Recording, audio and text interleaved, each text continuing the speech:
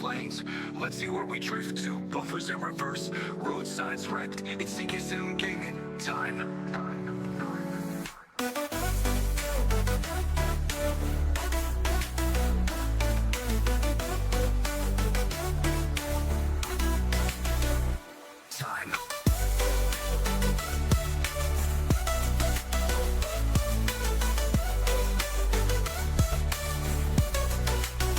Driving trains, trucks too, parachute planes. Let's see where we drift to. Buffers in reverse, roadsides wrecked. It's CK7 gaming time.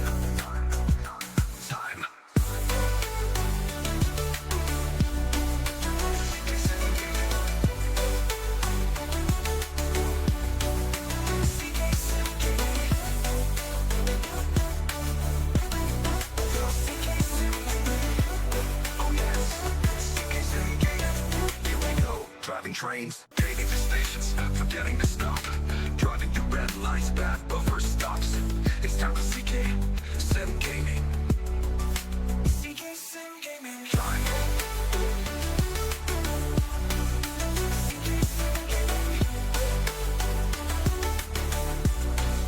CK7 gaming.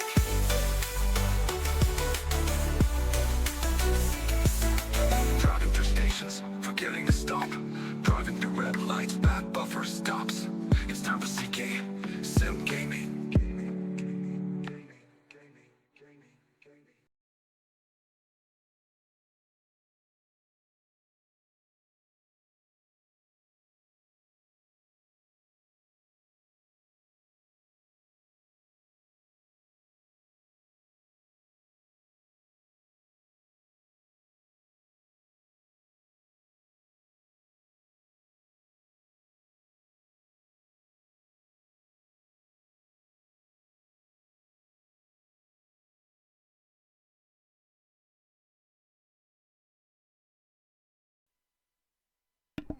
Hey, good afternoon everyone, welcome to another stream. Hope you're all well. Back on Train Sim Classic. I haven't played this for a little while now. Yeah, anyway, I was going through a workshop the other day and noticed that there were some new scenarios that I hadn't subscribed to yet, so I thought I'd just stick them on the pile and see how they go. So, yeah, anyway. Oh gosh, I hate it when I hear myself. It's just my fault. Never mind. You might have heard that, you might not have done. Anyway, let's see. Hopefully this will work, and if it doesn't, well, I just get fired and get the sack, as I do every stream it seems. Hopefully you should be able to see the main menu of the game up at least, and I better put the desktop audio on as well, because otherwise that will be chaos too. Anyway, so we're driving the Class 70 today in a couple of scenarios. They're both on the Just Train Southwestern Expressways route, which runs from Reading to, I think it's to, is it Exeter? Something like that. But yeah, anyway, so we're doing a couple of freight scenarios, part 1 and part 2. The first part of your day is taking a rake of 17 empty tea tanks to the Robertson Mirco sidings at Milford Haven. You'll take it as far as Swansea Loop West, where another driver will take over. So this is like a scenario that starts, I think it starts just near Reading, and then you end up near, obviously, Swansea. So some of the scenarios are on Southwestern Expressways, and then I think the other routes are on the South Wales Main Line or whatever it is, the one that goes from like Bristol and then goes all the way through to Swansea and Cardiff, etc. So I think that's how it works. So the first scenario is going to be about 50 minutes, and then the second part is going to be 60 minutes. So quite long scenarios, being freight. So there's probably, sometimes you probably have to sit around and wait for things. But anyway, we'll get going. I did play the first scenario the other day just to test it out and make sure it was working, and that's probably why you can see there's a green tick there. But anyway, we'll get going anyway, see how it goes.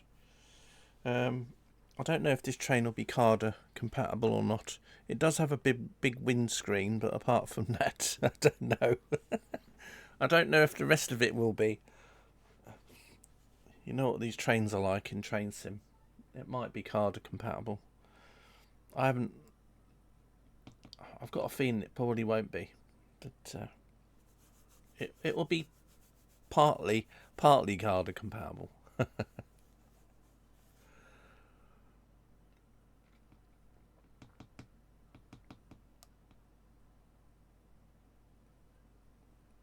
So yeah, this is some scenarios you can get from Workshop. I think it was PJ and Lynn did them.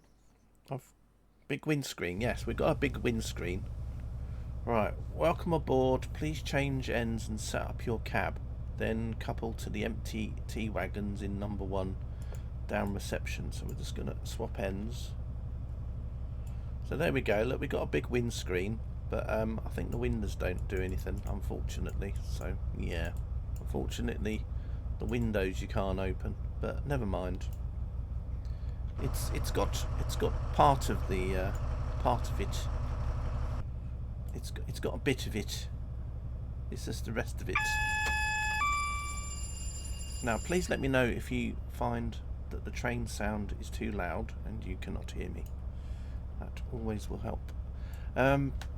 Yeah, anyway, I think what we need to do is I think we just need to come out here, and then there's me wagons here. Got a couple of folks waiting already. As I said, these PJ and Lynn scenarios are quite fun on Workshop. They kind of remind me a bit like White Meat scenarios or scenarios that SAP does, you know, where they always add little figures here and there, you know, kind of make the scenario almost like a story rather than just let's just do a drive from A to B. Game sound is perfect. What about outside? Sounds alright. Anyway, we'll see what happens as we go.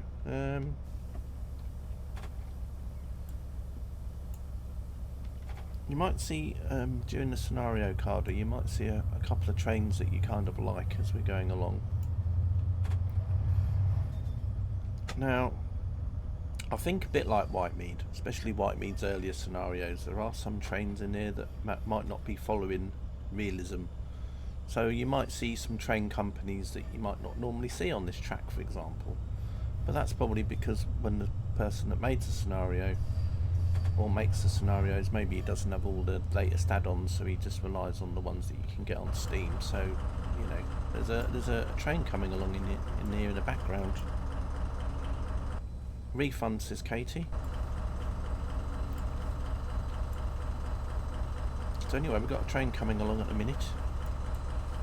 How are we doing here?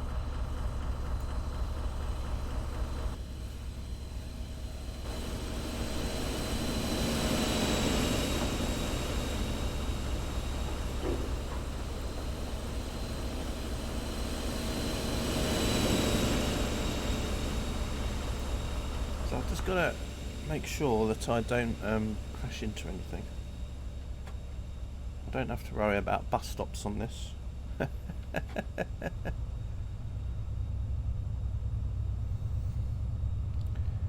Anyway, going a bit too fast now, I think. I better start slowing down. So yeah, these scenarios, from what I think, it's going to be like Euro trucks, you know, like you just sit and talk and drive and you don't have to really worry about speed and stuff like that. There we go. Perfect.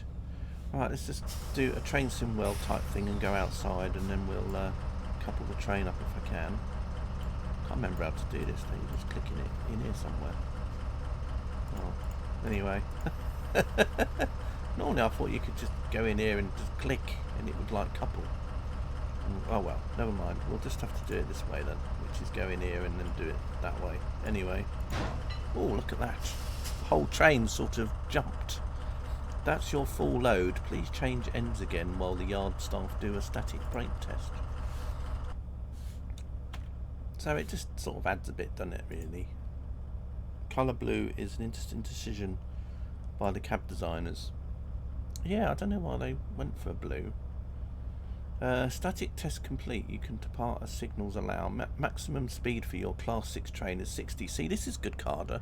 It's good that it tells you, because sometimes what happens is you do a scenario and you ain't got a clue, and then someone will come in chat and say, do you know you're only supposed to be going this fast and your train is going faster than what it should be? And you're like, well, I didn't know that.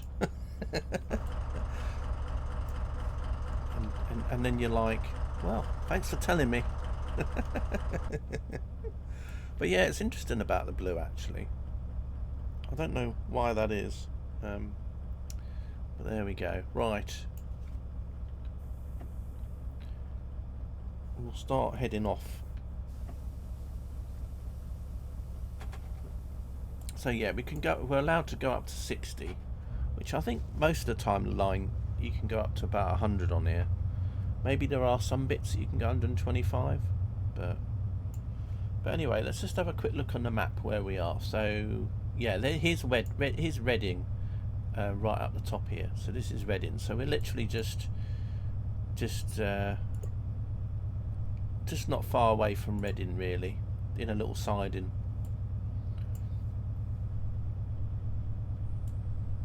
So we're going to head out. It's very American freight train cab, isn't it? In a way, kinda. Well, in a way that the instruments and things. I mean, I know it's not exactly like an American freight train, but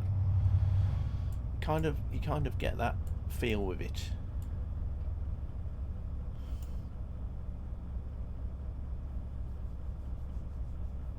Hey, hi Marco, how are you doing?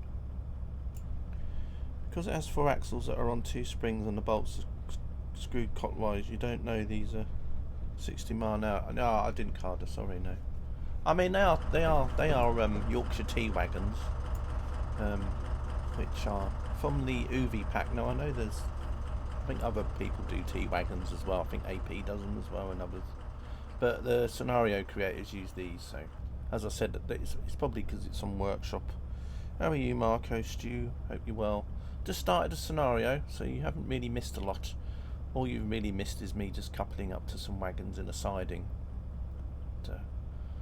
So that's basically what we've done so far. We're driving a Class 70 today. I haven't driven this for a long time. So yeah.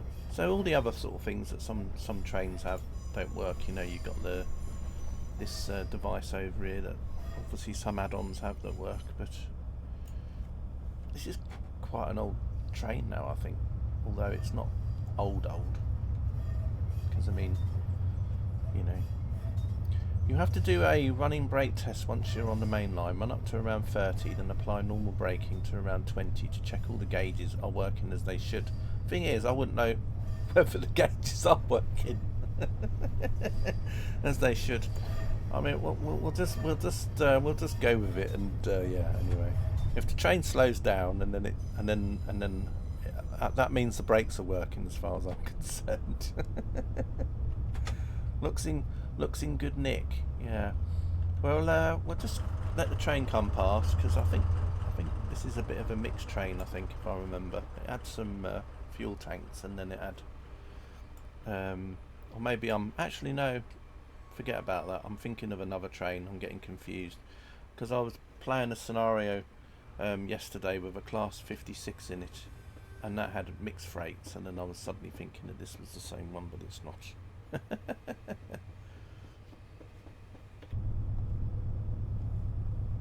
That was the Class 56 I was driving on the Shap yesterday, which I will probably do in a scenario on a stream, but I was just driving it off stream. I thought it'd be more fun to do a couple of parts of this, and then another stream I'll do the 56 as a separate, and then go back to do the other parts of this, just to give it a bit of a break, instead of doing like you know, the whole 5 parts in one go. Right, so I'm just gonna go down to 20. I remember Tepic used to say about brake testing. I think that was something Tepic said that they have to do quite now, you know, now and again when he's driving.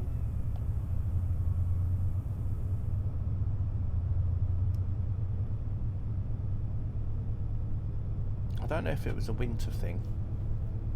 It might have been when you're driving in really bad conditions or in the winter.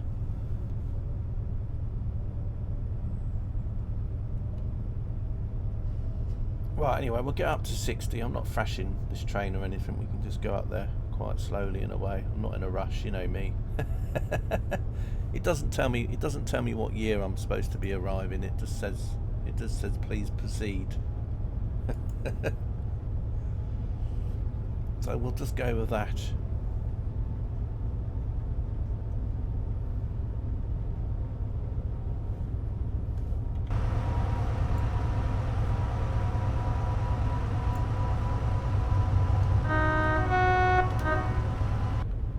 That's the old. Just about to miss that train going past.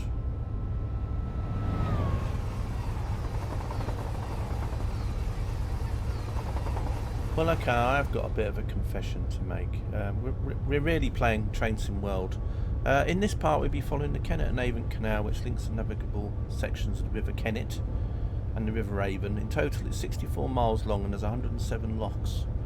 Yeah, so if you lose all 107 keys, then you'll have to get a locksmith out.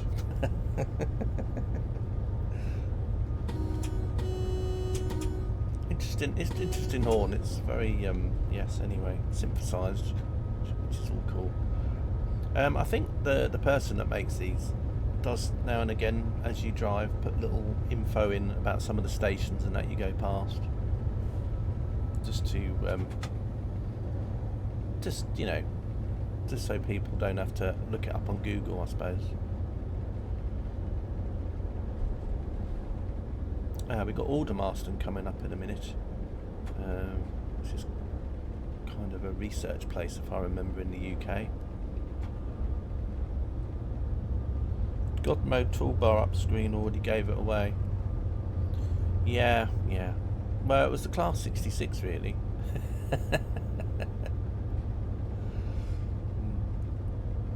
Yeah, Aldermaston is next.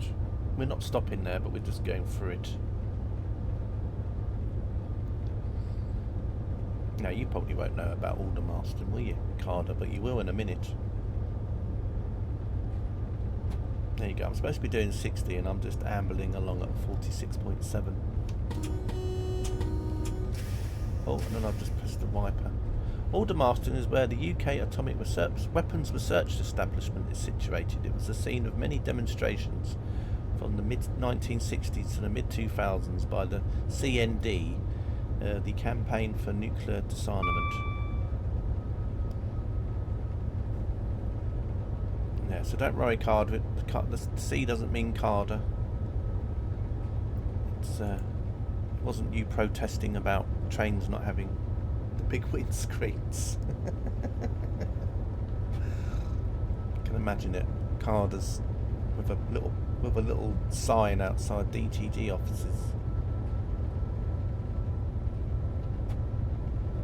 Make your trains Carder compatible.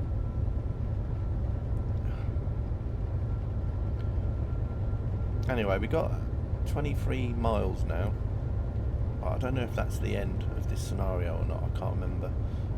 The other thing I can't remember if it's this route or it was the person that made this scenario. But it's like every every crossing on the map you can see also has its name in real world. So it's got Wickham Knights level crossing, and then you got Comp Day level crossing.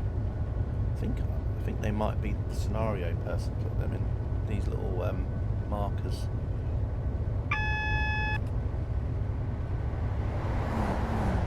It's a 158, I think that was. Or might have been a 159. We had such a thing in, I'm not going to pronounce that place, Rowan. Yeah, I'm not going to say it. As well for a lot of years.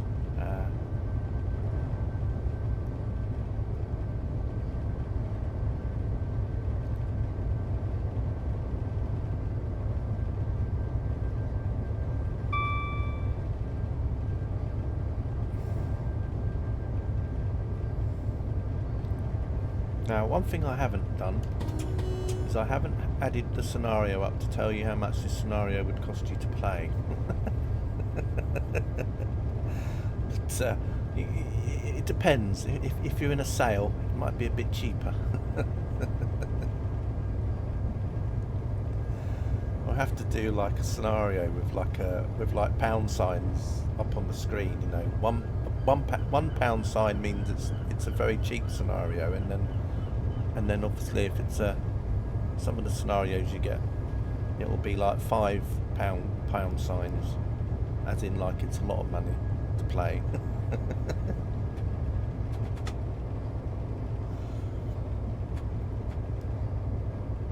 Then again, you could say the same with TSW now, especially when you play like some of the German routes and that with all the layers. I mean, you could even Steam Workshop sounds a bit more affordable. Yeah, I suppose in a way, because it's more, you get less payware and AP stuff on the Workshop stuff. It's mainly the DLC that you buy from Steam. Although you can pick some of that stuff up really cheap in the sale, so you know, especially the older stuff.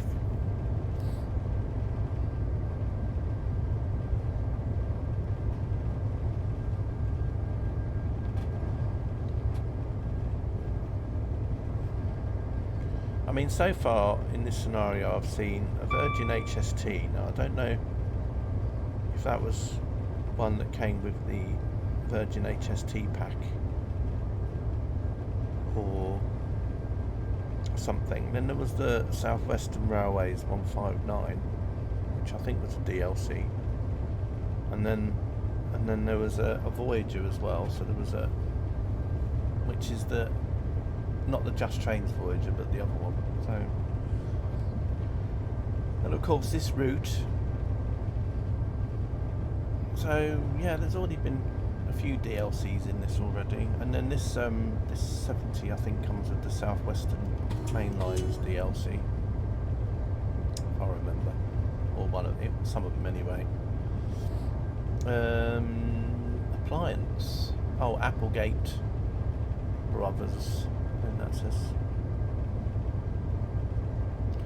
So we're heading west at the moment, so I've got a feeling we're going to head towards Westbury, and then from Westbury go on to the line near Bristol, and then that's where we change routes. But that'll be in another scenario. These first two parts are on this route here. Not a bad little route actually. These. There was sort of originally there was like Bristol to Exeter, which was a long time ago, and then they kind of brought out a version of Bristol to Exeter, which was extended all the way along a bit more, had another line extended, and then they called that Southwestern Expressways, and then they sort of brought out a newer version of Southwestern Expressways, which then went all the way to Reading.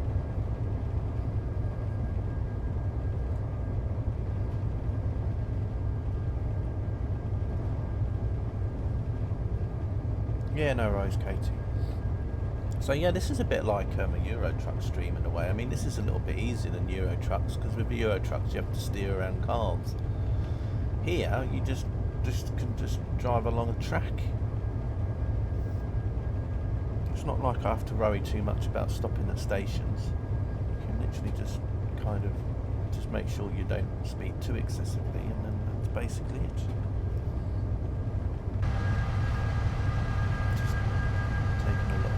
Train. As I said, these are the UV T-Wagons. Now, I can't remember if they came with a DLC. I think maybe no,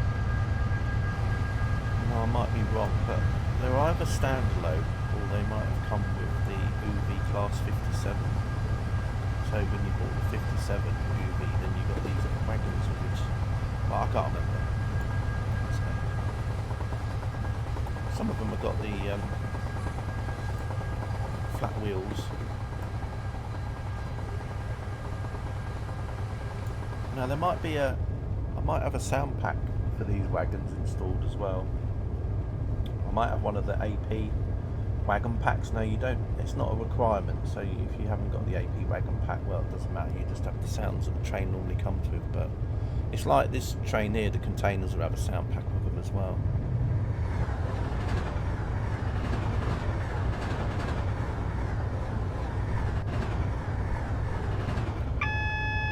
So yeah, if you don't have the AP wagon pack sound things, then obviously those wagons will sound a bit different. Alright, got Newbury Racecourse coming up, which is over there.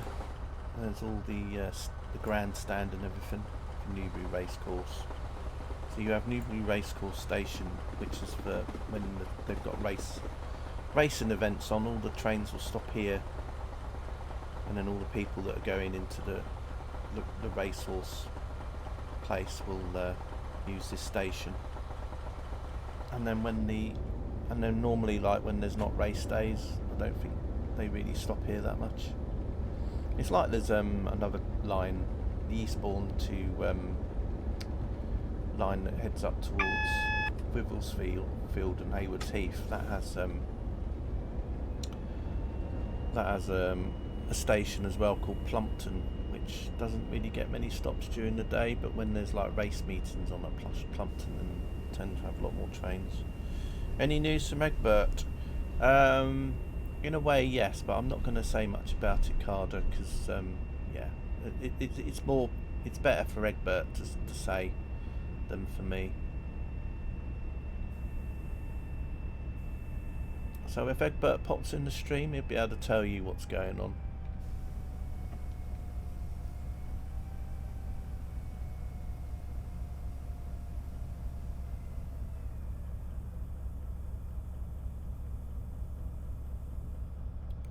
Right, anyway, we're just coming through Newbury Racecourse now.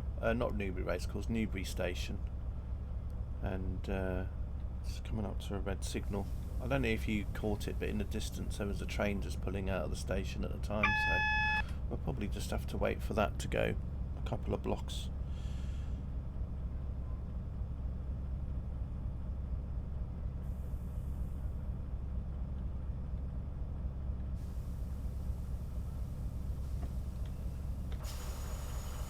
But yeah, he had been looking into it and stuff like that, and but yeah, he's trying to hopefully get it sorted out.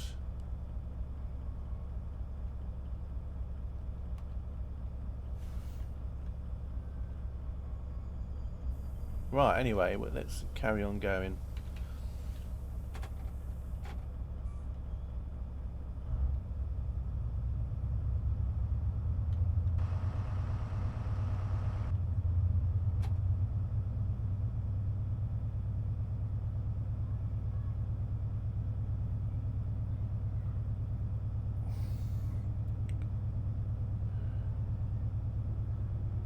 Right, anyway, off we go again.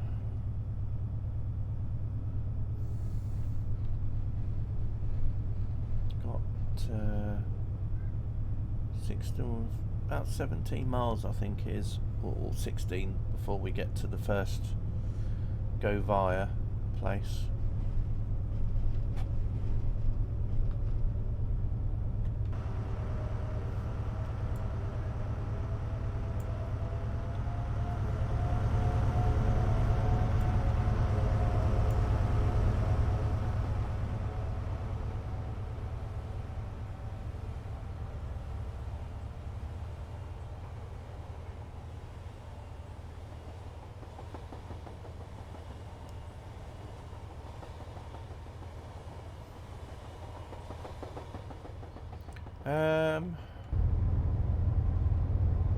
Yeah, I think it was a bit later than that, Carter, actually, especially if you look at some of the stations. I think maybe the older versions of it were set in a different time period. I think Bristol to Exeter might have been like 90s to 2000s.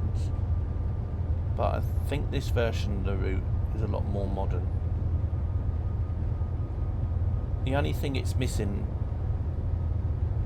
I mean, it's modern to a point, but they did start to electrify this line up to a point, so it doesn't have all the electrification stuff. But yeah, it's not, I'd say it's probably between 2010 2020, I suppose, or 2010 to 2015, something like that.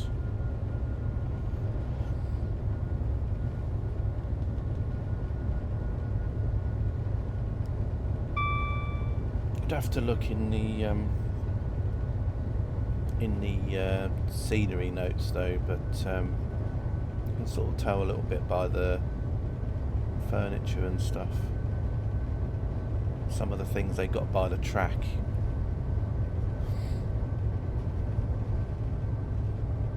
You know, they got a lot of these like box things in here.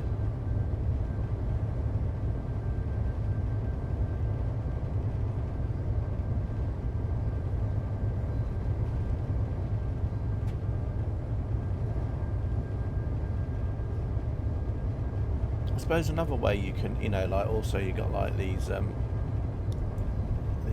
radio transmitters here as well. I mean, these are obviously, you know, wouldn't have been around in an older part of in the past.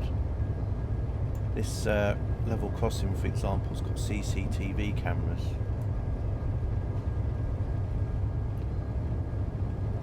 So, like I say, they are of a certain date. But I think like Bristol to Exeter was set in a different period.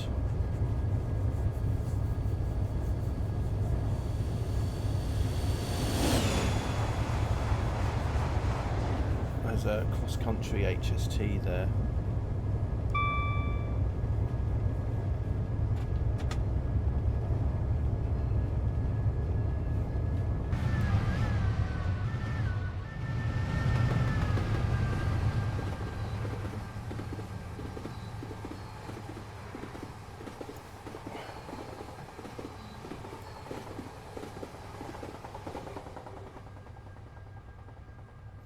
Speeding a little bit.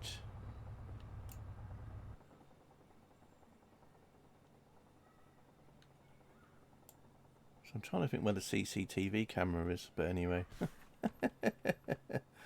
Probably somewhere, but it's hiding.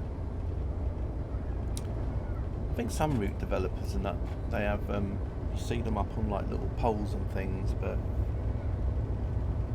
I think some of the Alan Thompson sim stuff has them on,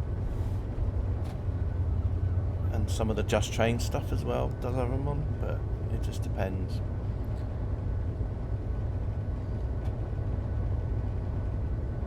We'll have a look at the signage when we go through Kintbury, because if it's like, because you should be able to tell by sometimes what's on the signage and things.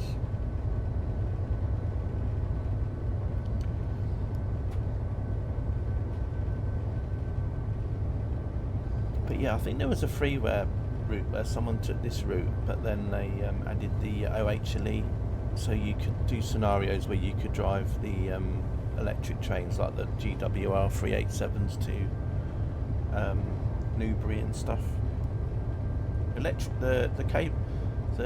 the OHLE only goes as far as Newbury, and I think that's about it.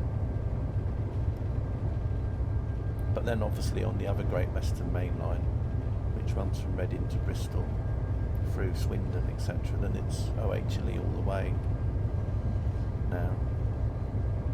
We've got Kintbury coming up in a minute.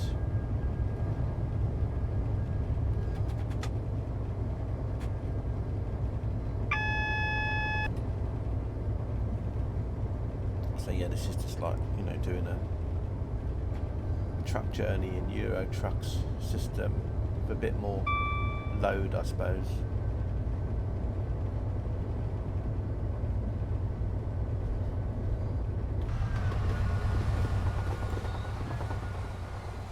Yeah, so you can see it's first Great Western before they had the green coloured ones, the GWR thing.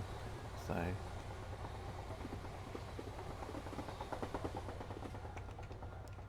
can't remember when they changed over, but let's just say the route's about like 2010, something like that, 2011. I can't remember exactly when they changed over to GWR, but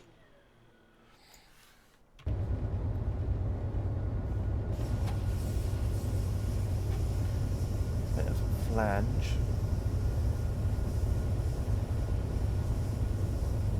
And then we got the canal running alongside the railway line, the canal boats and stuff. Got another HST coming up.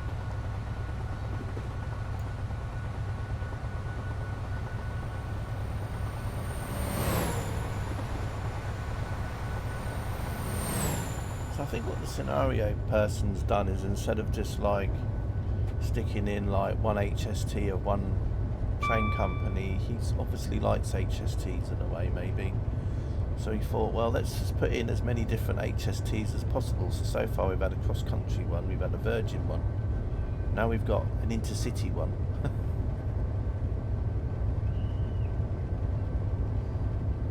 So he's obviously going through all the liveries he's got in his folder and right, well, let's put one of these down and we'll do another one in a minute. So when people try and work out what year this scenario was for, they probably work it out in their head, and then suddenly the intercity with Swallow comes past, and then that completely throws them off again. I don't mind. You know, if you want realism, there's scenarios out there that have all that, and then you can get scenarios where they like to put in lots of different trains. You know, you're not going too crazy, you know, you're not seeing, you know, German trains on a UK route or anything, but he obviously thinks in his head, well, there'll be HSTs running down here, so I'll put HSTs in, but they might not be the correct livery that you would have, but just puts in lots of different ones.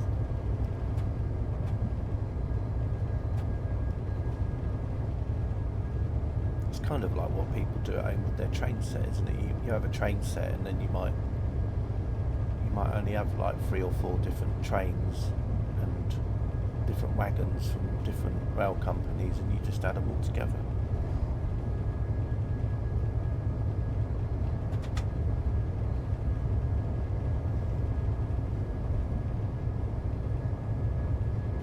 Yeah, it means that the extra stock packs are quite small as well, aren't they, Carder? I suppose if you buy a Dutch train, there is you might have a Dutch train with a special livery. I don't know if you do or not. You know, like the odd one or two, but most of the time you're just going to have like the one livery and that's it. They might have like a weathered version, a slightly more weathered version, an even more weathered version, and a very weathered version of the same train. This one's a bit dirtier. This is a dirty yellow and blue, and then this one's a cleaner one.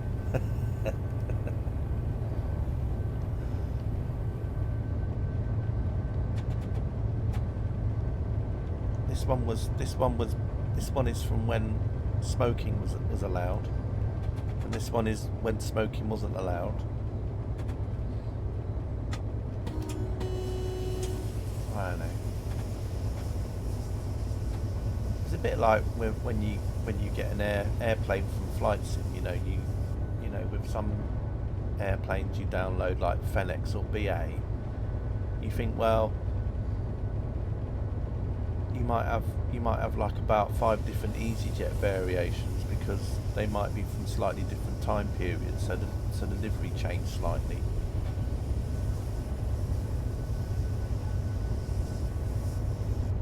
Oh, this EasyJet plane is from 2015, and this one is from 2018, and this one is from 2022.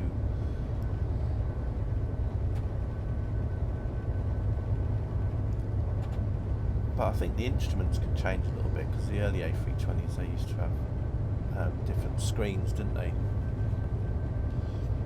They used to have, I think the newer ones were like LCD, and then the older screens were more like CRT types. The original Airbus A320s, I mean, when they first come out.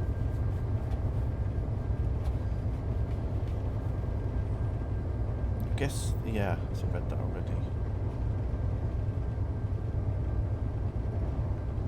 As I said, we're just ambling along. I think it's set around autumn time. I didn't bother to look what date it was supposed to be, but I'm guessing there's quite a few trees that have got different coloured leaves, so I'm guessing it must be set around autumn, maybe October. So I don't know what's going to happen with this scenario in regards to time, because it's now, what, 3 o'clock in the afternoon. So I don't know what it's going to be like by the time Part 5 comes along, whether or not it's going to be basically dark.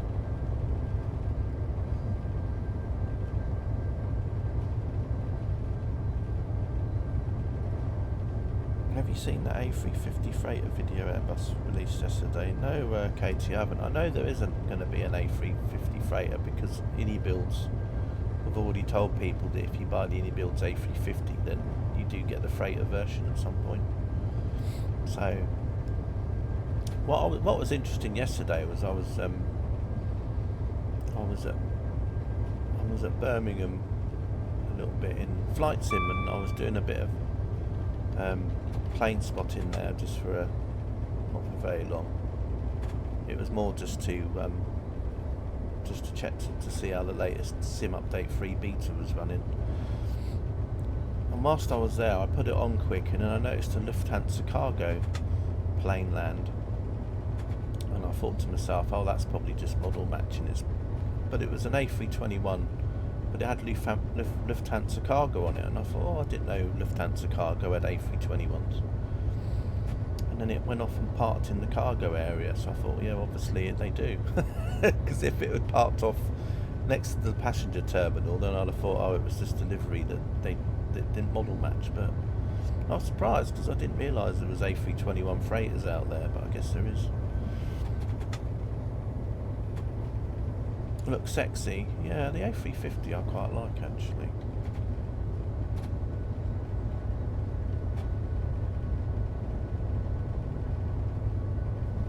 Although it was nice to watch someone streaming from Manchester. I think it was over the weekend, and Icelandair was flying one of their 757s there again. They got the 757 with like the, the Northern Lights livery, whatever it's called, the Borealis livery.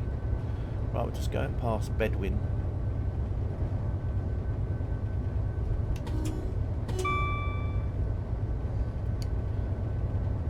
So yeah, it's always nice to see the 7.5 because you don't really see them so much in the UK now, apart from if you go to somewhere like East Midlands or Edinburgh and see the DHL ones. But of course Jet2 had the 757s up until quite recently, till like last year, and then they all sent some of them off to scrap, didn't they? So the only sort of like 757 passenger that you'll see in Europe now, until they're all gone, because obviously Icelandair's getting rid of them all as well, will be, as I said, Icelandair. Although you go to the States and Delta and United are still flying 757s about. They still do quite a few of the transcontinentals, I think the 75s do, from like London, from like New York to Los Angeles or whatever. It's called an A321 P2F. Oh, okay.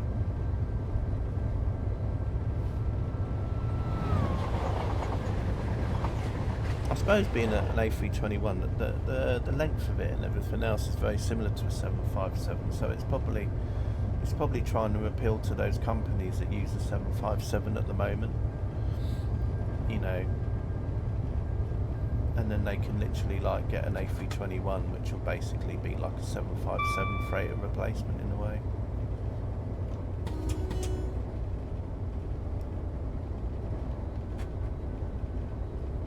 Is A320? Yeah, I thought there was.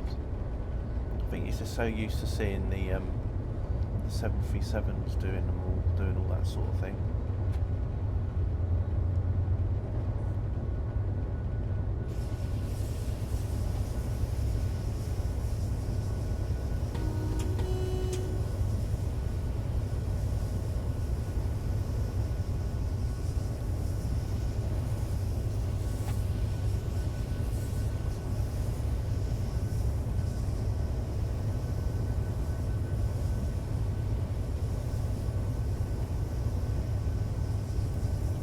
So the thing is FedEx going to be doing a version of those for the A320 line or not?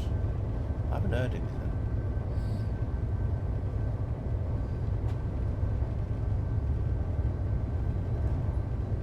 Although they could be based on the Neo, so it might be that when FedEx bring out the Neos, then they might have the freighter version of them, because I think the freighter version might be based on the Neo engines as well. Not sure. Probably would be.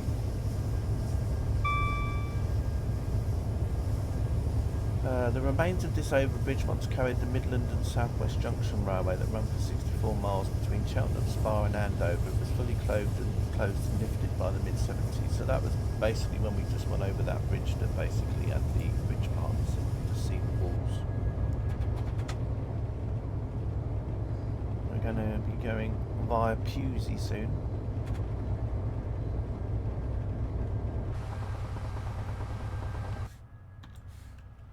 I'm still following the canal, which is just on the other side of the track there.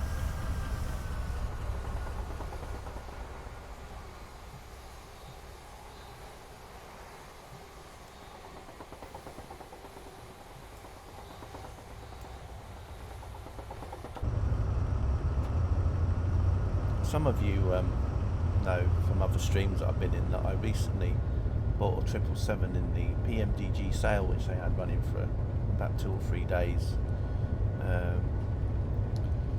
So I got the 777LR. Now I wanted to get the ER version, which has got 3 different engine variants, but that was a bit too expensive for me.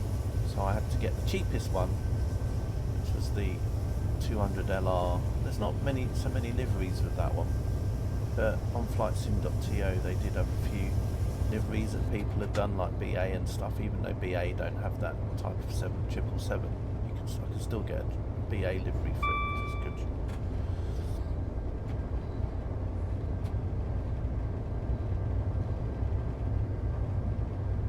But the thing is pretty crazy.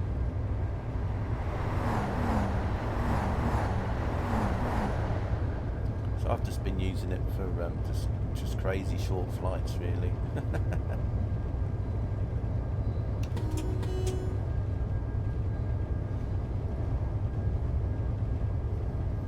But yeah, it only comes with one engine option, which is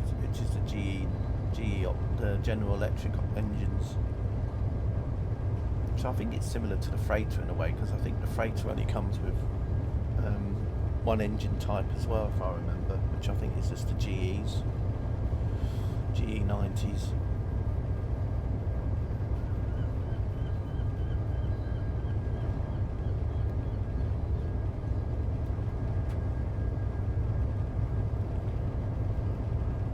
I've been having some fun with it, flying around. I was watching Stephen, who some of you might know already. He's pops in sometimes and also streams himself. He's been doing some Airbus flights around Europe and stuff, and sometimes while he was doing the flight, I'd cheekily install the sim in the background and try and do the flight at the same time he was doing one, more or less, although there was always like probably a 20-minute delay, because I'd sort of pop into stream when he was already just about to take off, and then I've still got to do everything else. But it's quite fun. Did a flight the other day where we were going from Bordeaux to Birmingham, and I was slowly catching him up.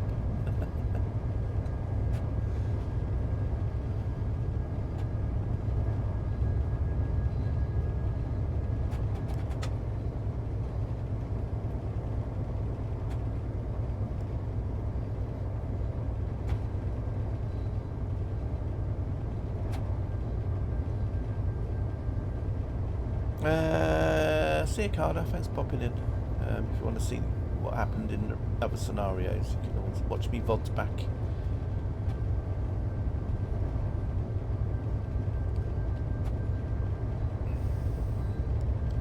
But what I liked about the 200LR as well is the engine type they run, because they run almost the same engine type as what the 300ERs have.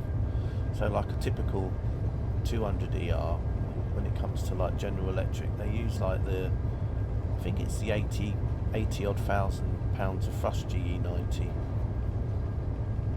whereas the LR uses the 110,000 pounds of thrust, whereas I think the 300ER uses one that's rated up to 115,000 pounds of thrust per engine, whereas the LR has 110,000 pounds of thrust per engine. So if you take off with like a couple of hundred passengers and you're doing like a flight of about 2 hours, The thing goes like a rocket. I mean, I was like climbing. I think I did. I can't remember. I did a shortish sort of flight. I think it wasn't very long. And even then, even though I was derated and everything, I was still getting about 4,000 to 5,000 feet per minute climb rate. Of course, when you're doing it like when it's fully fueled up, you know, for its very long flights, I mean, obviously it's a bit different, but it's a bit like, in a way, it kind of reminds me of the 737-600, where you have quite good engines, but you've got a very short body. It's a bit like the A318 as well, in a way. Thanks, Garda. Hopefully it'll be safe. You know me. Got some more Captain Janeway about to come past in the Voyager. But yeah, the 700 was quite, the 777's quite good.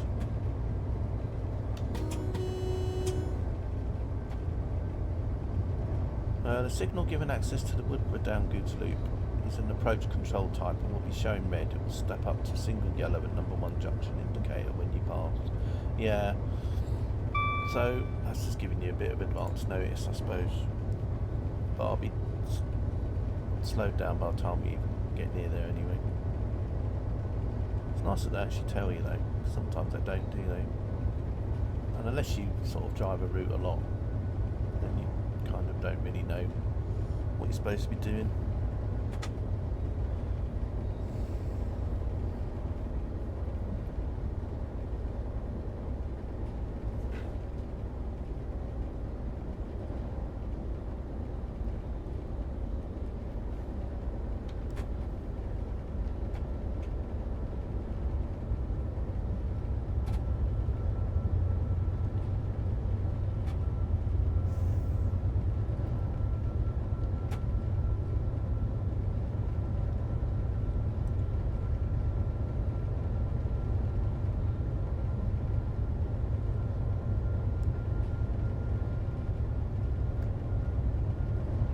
Yeah, Sim Update 3 for 2024 can't be too long away. As I said, there was an update to it, I think it was yesterday.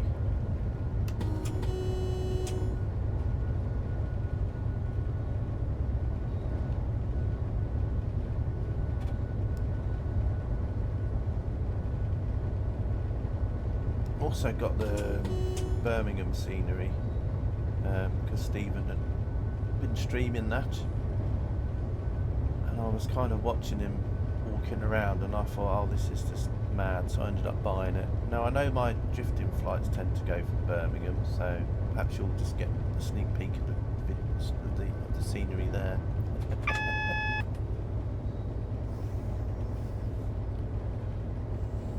I better start slowing down a little bit.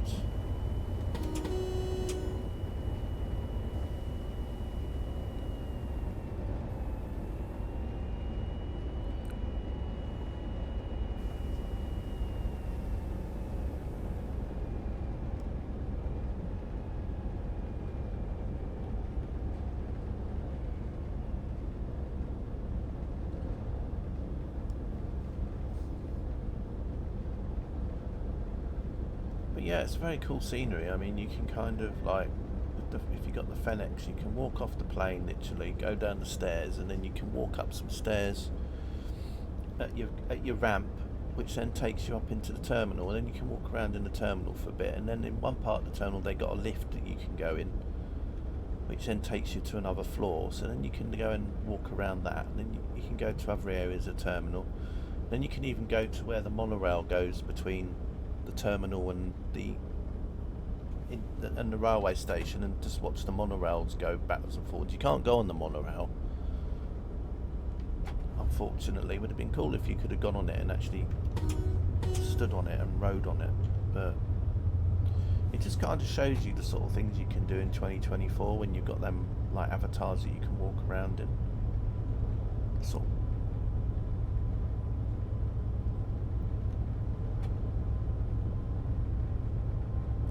I think what they'll have to do at some point is add a you know, like interaction, as in like to be able to sit down You know, so you can go up to a chair and then just sit down in it or something. I mean, what's crazy is you could literally like do a stream where I'm at a gate with a FedEx A320 or an A319, and then I could say, right, let's go and board the plane, and then I can literally just walk from the gate through the barriers down some ramps, then go onto the, and then walk up the stairs of the plane and get on it. Anyway, we're just coming into this little place here, which I think is the end of this scenario, and I think this is where part 2 will start from. So we're just going to go into a Woodborough down goods loop, and I think once we get in here is when the next part will start from.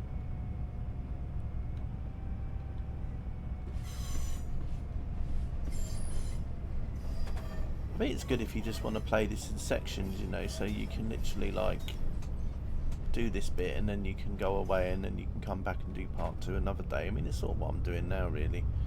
I'm doing part 1 and 2 today in the stream, and then part 3 and 4 and 5 will be in another stream.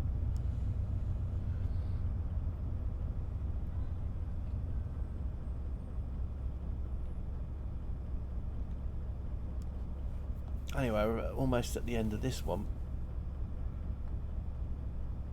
Also, the other thing you have though is if you also have a longish route and you put a lot of trains in, and if there's no portals for trains to go in and out of, then you sometimes you get limited by how many services you can run.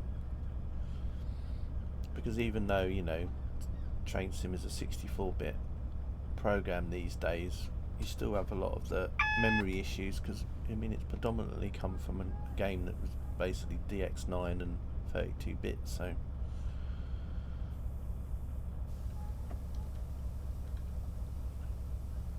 so it's good that they split the scenarios up.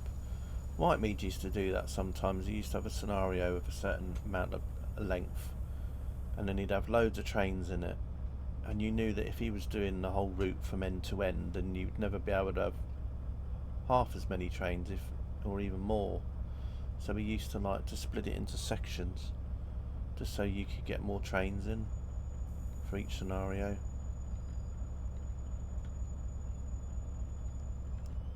Although, as I said, it did depend on the routes as well, because some routes had like a lot of portals and stuff that it made it easier to get rid of trains. Anyway, we're stopping at this red.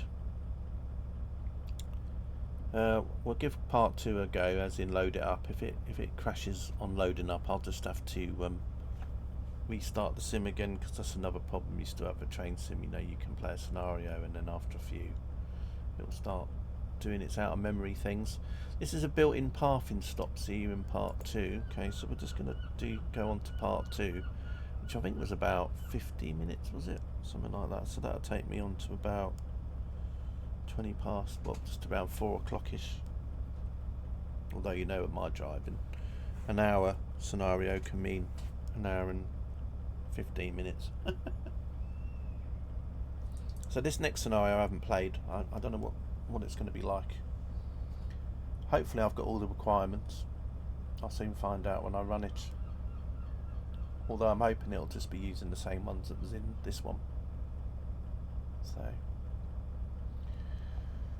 one thing I find now, I don't know if it's just because there's a lot of things I've got installed now, whenever I click on the scenario complete button, it always takes forever to go back to the menu again. So there we go. Distance travel 37 miles. So we're going to run the next scenario down, which was the JP149, which at 60 minutes.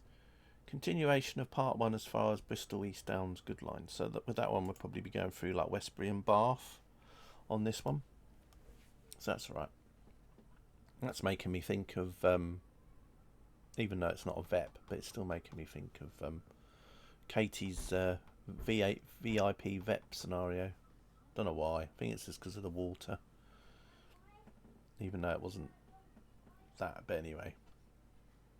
Shut up, CK. At least they got Gatwick Express on here now, look. So now, you know, every time I load up Trains in Classic, we got Gatwick Express on there. The Isle of Wight Steam Railway. Still like the TSC version of that route. Welcome back to part 2. Your Parvin stop is nearly over. Only one more down express to wait for. It's reported as on time, so not long to wait. Please set up your cab and remember your class 6 speed limit, which I think was 60, wasn't it? I think like that bell. Right, I think we're just going to sit here and wait now. Hopefully not wait here too long. Just to make an appearance, exactly. Yeah. It's a good job that I'm not really so into that though, Katie, because I mean, if I was so into it, imagine it, every scenario I play, I'd have to go into TS Tools and edit one consist, whether a static consist or a moving consist, just to have a train pass you anywhere in the game. Oh, I'm playing on the West Coast Main Line over Shap, and then suddenly the Gatwick Express will go past. Or I'm playing East Coast Main Line, and then there'd be a Gatwick Express train in the sidings. At least I'm not as bad as that.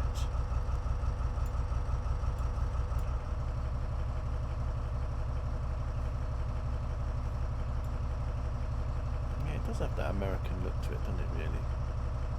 Especially from the side. This bit here, the main body bit.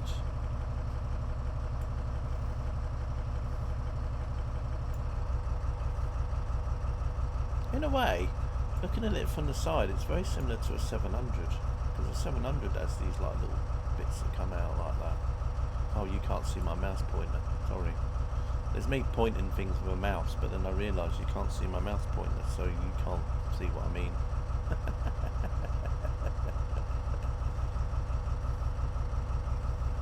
Never mind. I think there's a train coming. Oh, here we go. Watched an interesting older Nodrog video yesterday about how Fleetwood used to be the terminus of the West Coast Main Line. Did it? Didn't know that.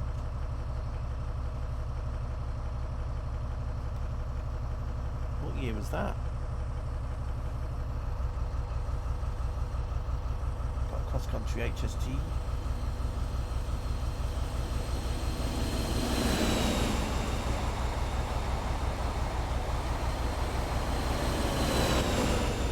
Passengers travelling on that had two options. Either they could fly private jet from Aberdeen to Penzance, or they could travel standard class with cross country instead. Because so many people are scared of flying, they got the train.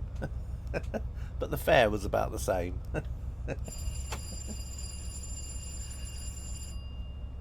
Now it doesn't even have a line. I know, it's funny, crazy, isn't it? Crazy. Right, I think we can go. We got a Lello. I haven't said Lello for a long time. Anyway, 1850s. Yeah, it'd have to be a pretty long time ago. That was probably when there was like so many rail companies all competing, wasn't it? They probably had one that said, no, you can't like do this and whatever.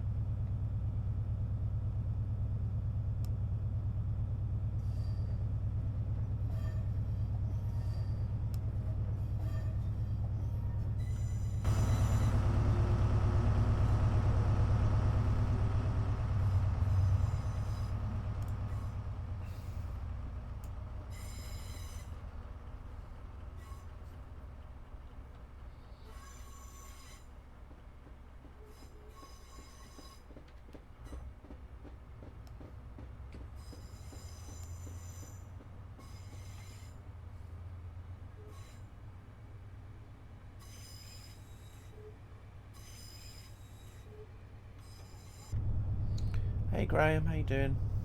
Nice to see you. Just doing some workshop scenarios today with the Class 7T. It's just a 5-part scenario where you start off near Reading and go up towards Swansea, but it's split up into 5 scenarios. So I'm only doing the first 2 today. So just started the second part now.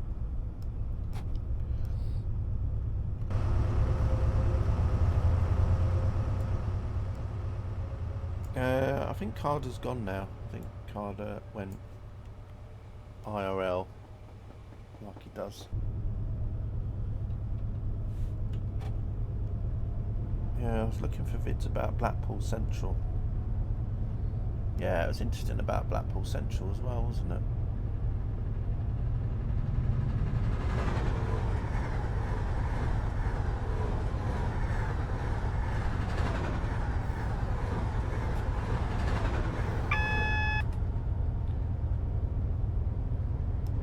Yeah, it's sort of fictional and non-fictional, this scenario as well, so it's not based on any real-life timings or anything, or real-life services that used to run. They kind of made the scenario a bit like how Whitemead and that would do a scenario, you know, just put in lots of different trains that so just to give it a bit of variety. You might not get the exact liveries that you would do in the time period, so you might see an HST go past with like different liveries that you wouldn't normally see, but I don't mind. You know, there's scenarios you can get that have all that kind of accuracy, and then you might pass 1 or 2 trains in an hour. Or you get people that make scenarios where they just want to put in as much as they want or like to, and then, you know, why not? I don't mind. People are different, aren't they?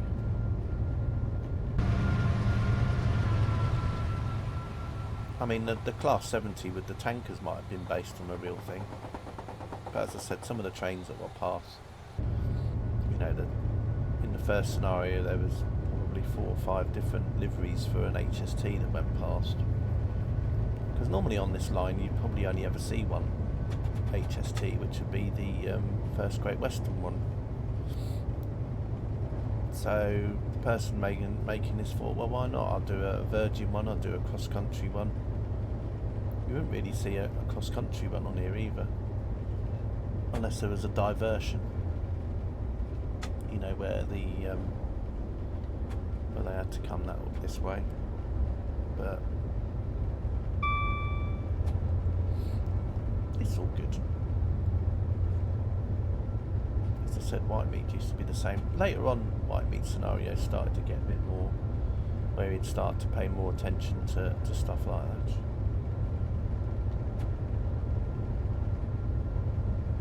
But his earlier scenarios were just more about putting as many trains as he could do. So you'd literally have a train passing you like every minute or so.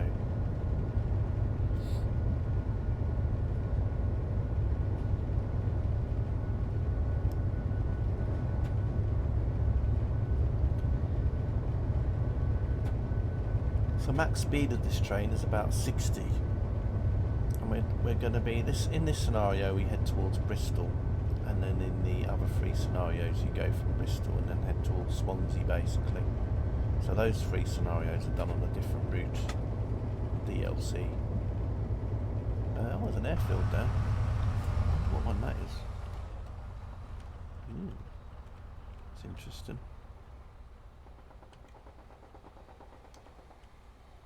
I like the Regis H. Isn't that something that you would do on your calculator? Do you remember when you used to do certain numbers on your calculator, and then you could show your friends at school that the letters meant something? Like, what was it? 8008 when it was one number that you could show your friends. Or was it 800885 or something? Isn't it? 80085 I think was another one people used to do.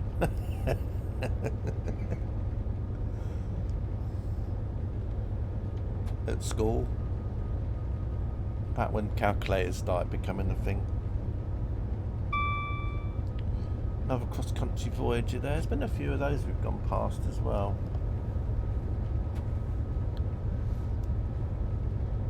It's a bit like in America, isn't it? Whenever you see those signs, and you always have oh, is it 1-800, and then you have the statement or the sentence behind it, and then that's obviously where you then will look up the number on your phone that matches the letter.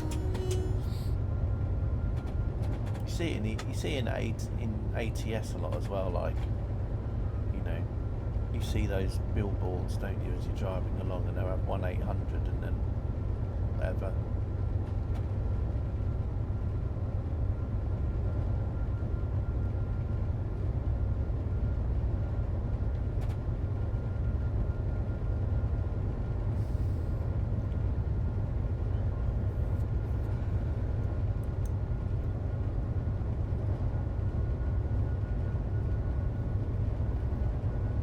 So yeah, just a bit like, as I said, this is a bit like doing Euro trucks, except it's even easier than Euro trucks because you don't even have to worry about steering your train or anything, do you? In a truck you have to steer it around traffic. Here it's just like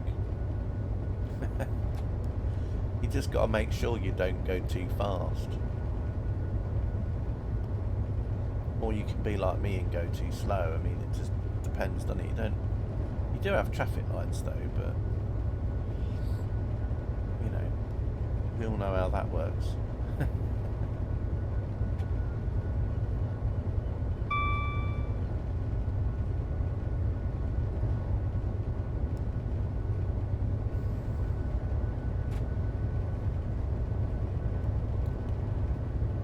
So we're heading off into Wiltshire. Well, I think we've been in Wiltshire for a little while now.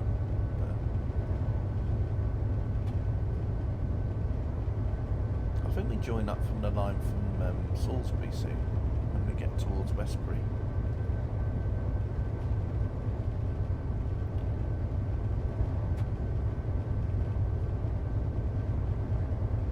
I think that if that was only one thing that I would have a little complaint about with the route that went from Southampton to Salisbury, would have been, I wish they'd just extended it to Westbury, because then you could have just done scenarios that that then obviously joined up that link, so you could then join this route up to that other route, and then if someone was good enough to do a merge, then you could basically drive from Bristol all the way to Salisbury down to Southampton. But never mind. CK's Wibble of the day.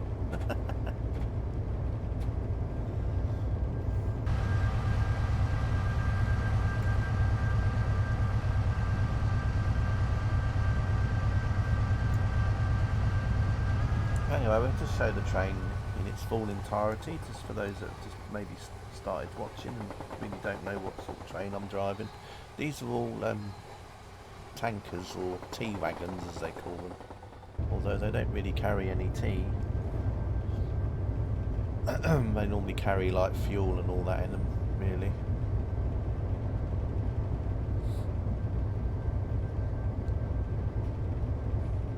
So be a bit wary if someone offers you a cup of tea, because it might not be what it seems.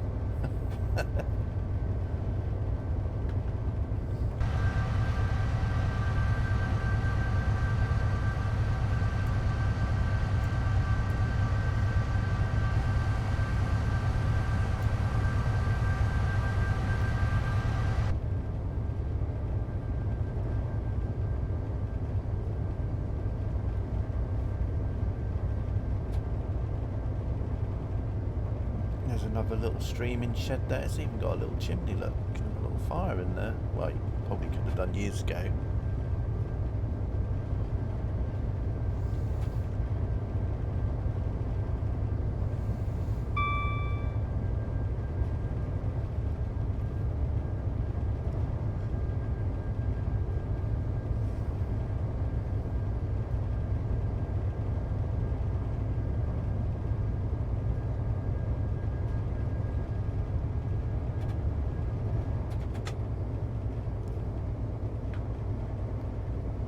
So yeah, just these two scenarios for the stream today, and then there'll be another stream at some point with a Class 56 scenario on West Coast Main Line over Shap, and then I'll just carry on with the other three scenarios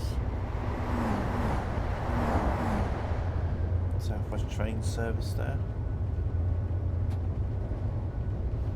There's been a few of those that have appeared in the scenario as well.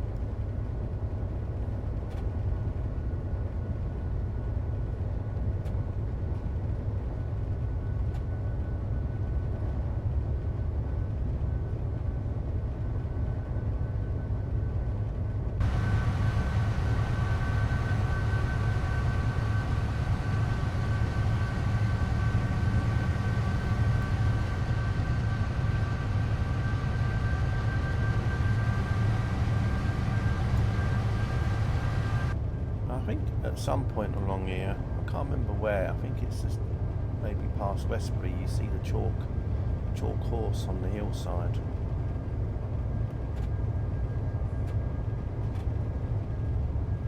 I don't know if they even will mention it in the scenario. Now they might mention it because the person that made this scenario has been, when we're going past near places of interest or stations or anything like that that have like a bit of history, they bring up some text about it, so it'll be interesting to see if they bring up about the horse later on. It'll be on the right hand side anyway when we do go past. Now I think the original Southwestern Expressways had it as well, but it wasn't rendered very well, and then I think when they remade this one, I think they made it look a bit nicer, so it stood out a bit more, I think, I remember.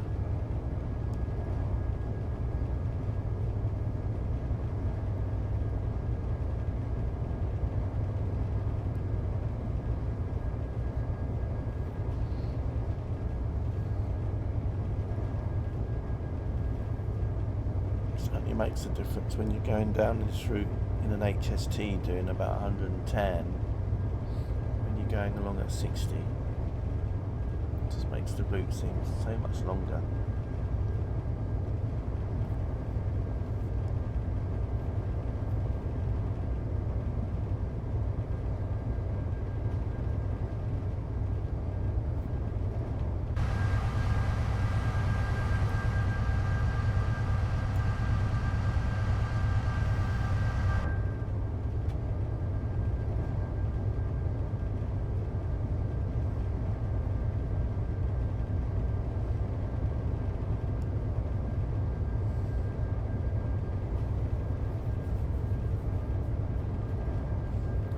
What I'll try and do before I leave the stream, I will try and post a link to this scenario in Workshop, just so if you're interested in playing these scenarios yourself, you can do.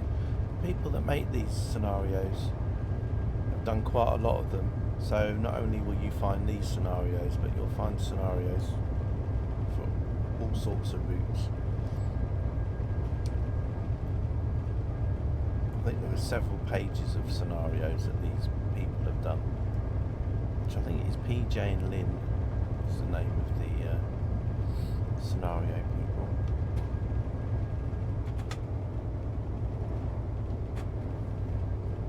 As I said, they're all workshop scenarios.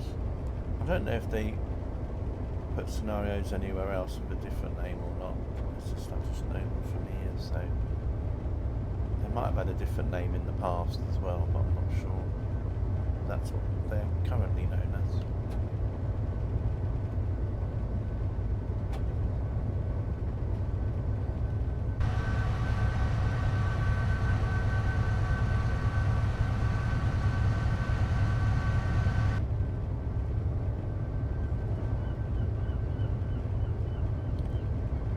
Miles to go before we go past the Go Via, which I think is going to be just outside Westbury.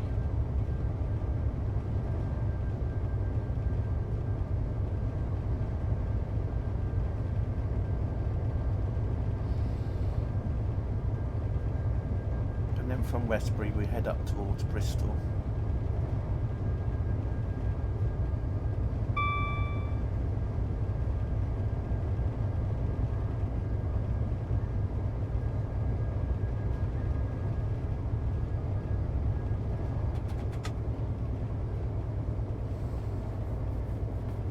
Yeah, it looks like we go through Westbury, so the Go Via seems to be just on the other side of Westbury.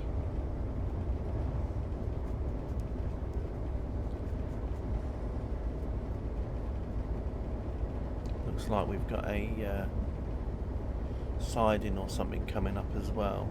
So maybe we got to sit there and wait a few minutes for another train to go by. Hopefully won't have to wait too long. Hopefully I'm running so late that we won't have to wait there for any time at all. You just never know. I might be due there a half hour ago.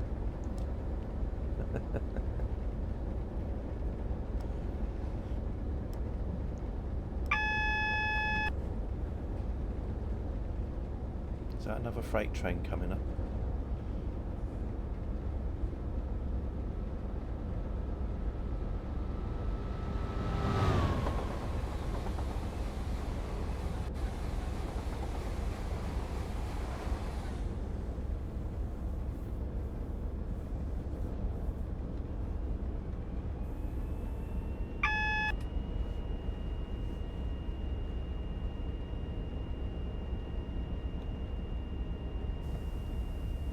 Oh no, we're not at Westbury yet.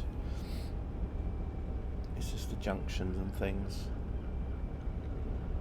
So normally if you're like doing a service from say Paddington down to Exeter and you're going along this line and you're not stopping at Westbury, then you can just carry on straight down the line and you can literally bypass Westbury, you see. But if you want to go to Westbury station or the train stopping at Westbury, then of course it will come this way. But that line to the left is like an avoiding line, a bit like what you get on the London to Brighton line, you see, when you avoid Red Hill.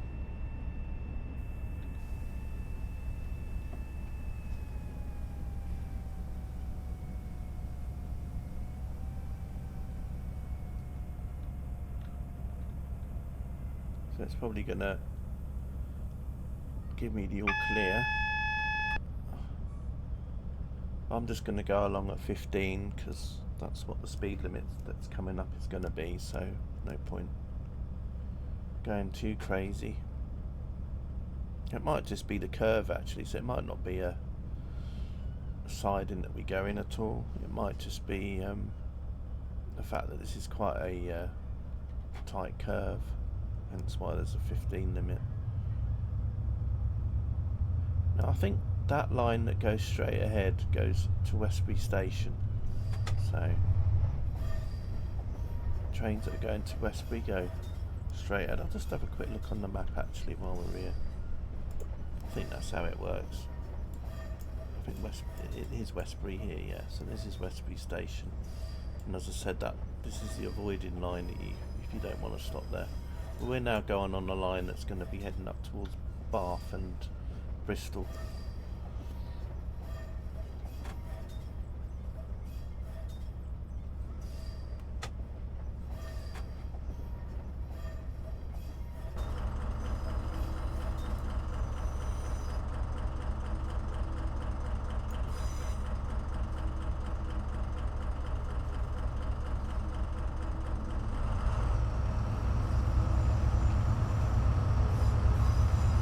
Trowbridge is the next to go via, 4 miles nearly.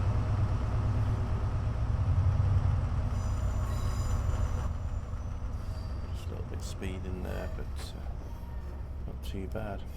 Now I'll just have to keep my eye on the right hand side, because I've got to just keep a look at the hillsides as we head along here for now, just to look out for that chalk horse on the hillside. Let's just hope it's there, otherwise there's me been talking about it for the last half an hour. And overhyped. Be like those videos you watch where you wait in anticipation for the for what the actual subject is about, and then you find it's the last 2 minutes of the video. Not always though, because otherwise if it was as easy as that, then you'd only have to go to the last 2 lines of the video. John Ramos, hello, welcome. Just playing a workshop scenario at the moment with a Class 70.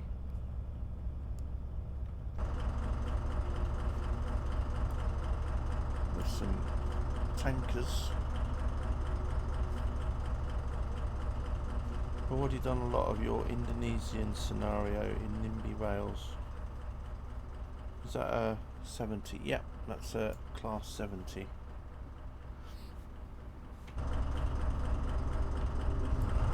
Normally they tend to do more container stuff. If you play on train sim normally with this train, you normally get a lot of container scenarios, because they're normally, you see them a lot around Southampton, where the container ships coming in, doing a lot of container stuff.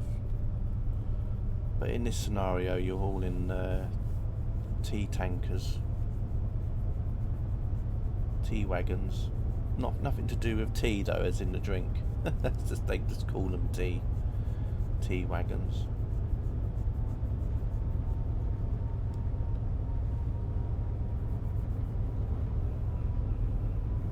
That sounds really interesting, John. I've never played NIMBY Rail, so yeah. I don't know if a lot of people stream it, do they? Maybe there's a little bit of a niche market for somebody, you know, do a bit of NIMBY Rail streaming.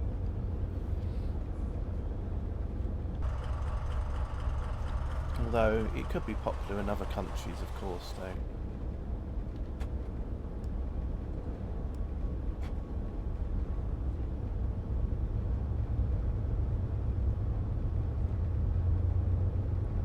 Just whenever I hear the word NIMBY, I always think of something else.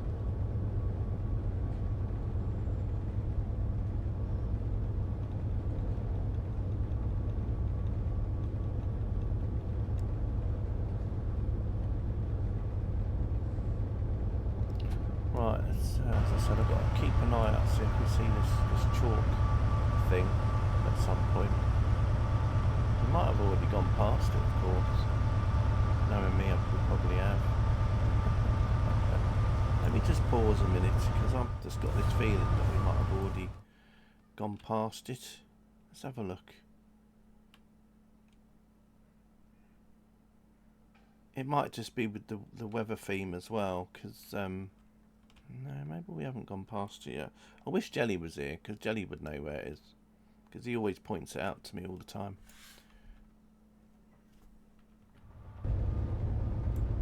Could be with the weather that it's got in the scenario. It's limiting the visibility, so you normally see it a bit more clearer, but never mind.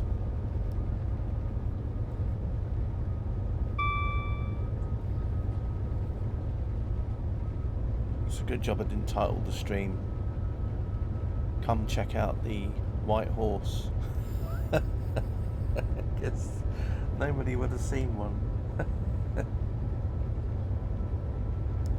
Right, Trowbridge is the next station we go through. I've been along this route a few times IRL. Normally when getting a train from, say, Portsmouth direction towards Bristol.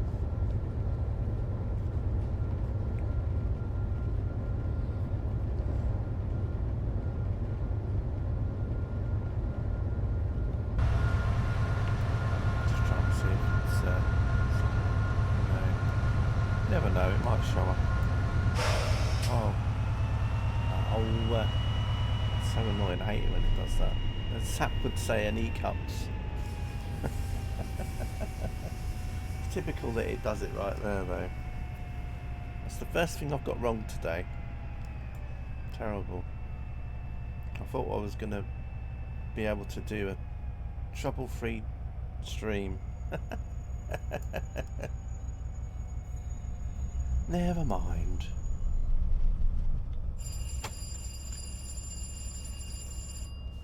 I do like that bell. It's giving me secondary school vibes a little bit. Whenever sometimes like the lesson, between lessons, the bell used to ring. It wasn't exactly like that, but it just makes me think of it. Right, anyway, let's keep going again. Get back up to 60 again.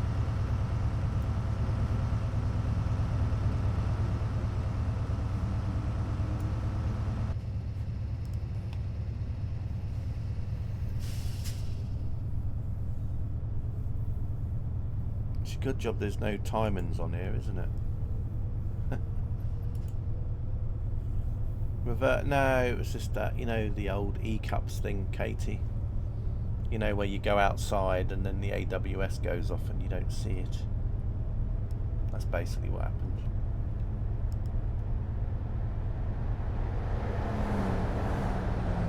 That was weird. It almost looked like there was something hanging from that train then, but I think it was just the way it was drawing as it got nearer to me. No, nothing like that. I'd gone outside briefly, and then of course the AWS went off and I didn't hear it, so of course the train's brakes came on. So I said I was hoping to do a stream where I didn't actually do anything wrong.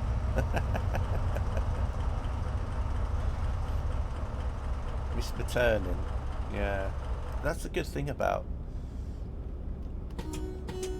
train sim most of the time, is that you don't have to worry about turning or anything.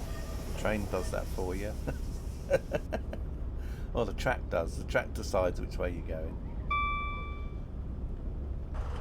Right, Trowbridge is the county town of Wiltshire. There is an unmarked speed drop ahead to 40. Please ignore this, but not the mark change to the same speed at Bradford Junction ahead. I feel like I've got tour guides in chat with me today.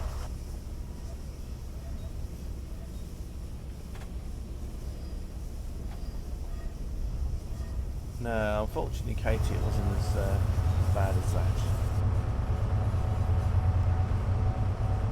But this could have been maybe not a first, but the streamer actually drove and didn't actually get an emergency brake, or didn't go for a red light, or didn't do something else. People might have been shocked. Normal service has been resumed.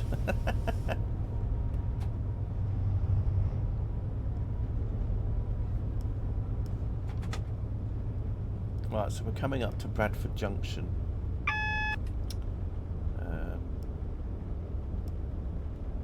I think we starting to get towards near to Bath now. Not exactly. We've still got Bradford upon Avon yet to go through.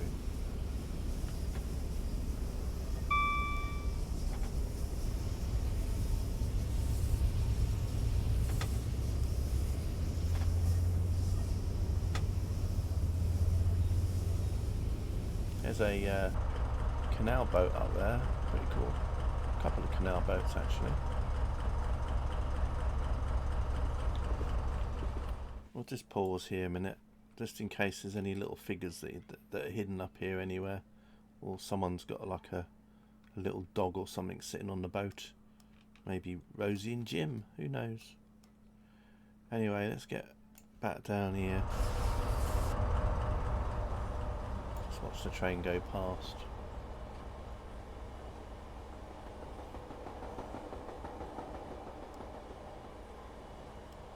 The line to Chippenham and Swindon diverging right. There we go. So I was wondering about what that line was, but now I don't have to wonder.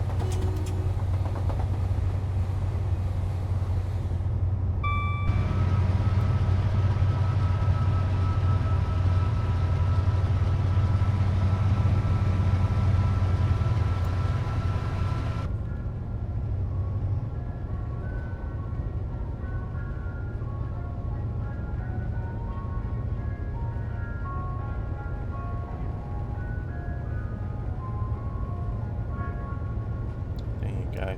When this train goes over 50, it does play a tune. Although why it hasn't been playing a tune every time I've gone over 50 earlier, I don't know. But anyway. Right, Bradford upon Avon is the next, well, on Avon is the next station we go through.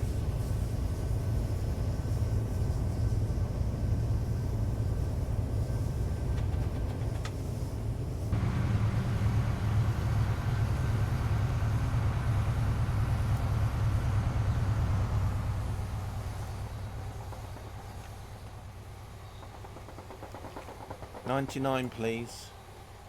I'll try, but this struggles to get over 75, Katie.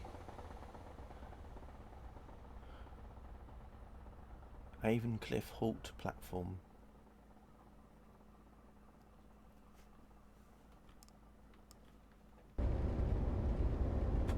Hope you enjoyed the tunnel there.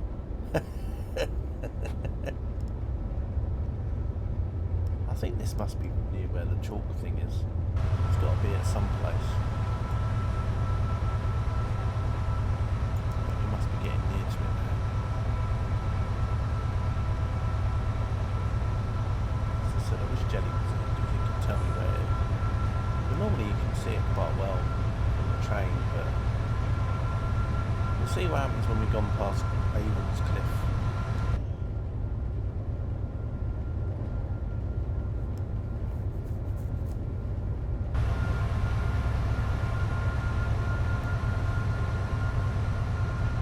White van man driving very slowly. Must be something wrong. Must be something wrong that day with the van. I thought he'd overtake me doing about 100.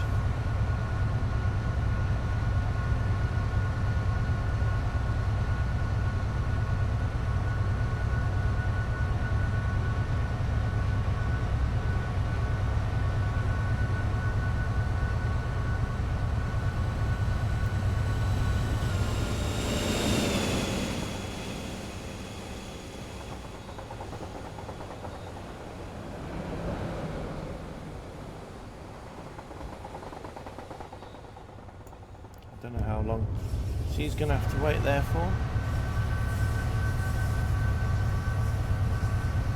There's a canal there again. And there's the river next there. There's the canal. On the other side. Freshford.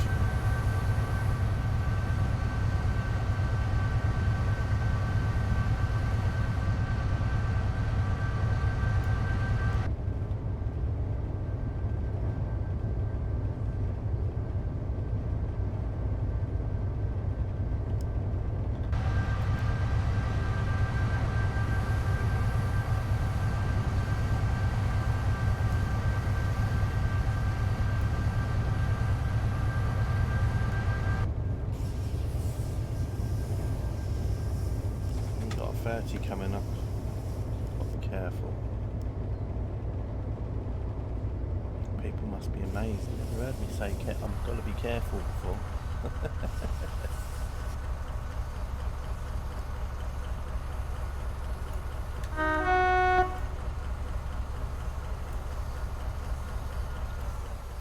What this can actually mean is that basically it could be true that the longer you play Train Sim, the better you do get at it. It might just have taken me a long time, but perhaps the days of me crashing and going through red lights is over.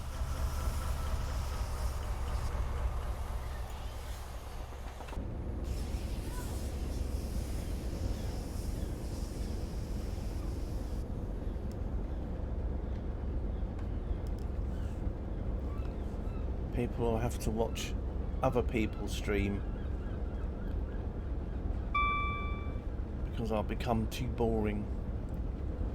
Nobody will want to watch me anymore because I just don't crash or don't drive into things or whatever. Oh, there's even like cars up there. was like a road up there.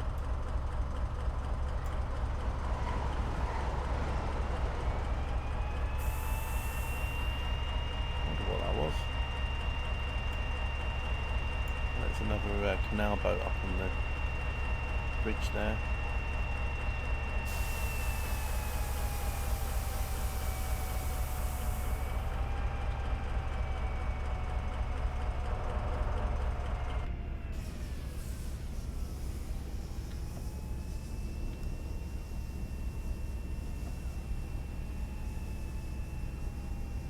I'm guessing this must be a speed limit for freight.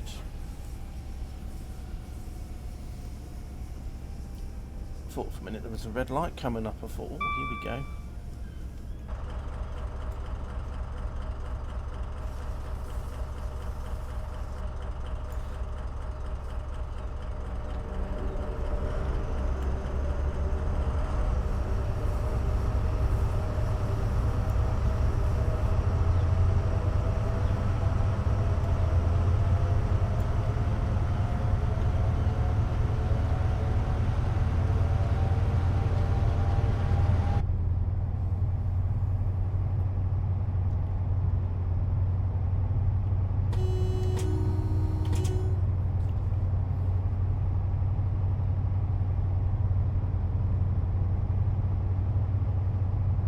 Anyone else been to Bath Spa? I went there once. It wasn't a bad spa, but there wasn't as many items that I've seen in other spas around the country.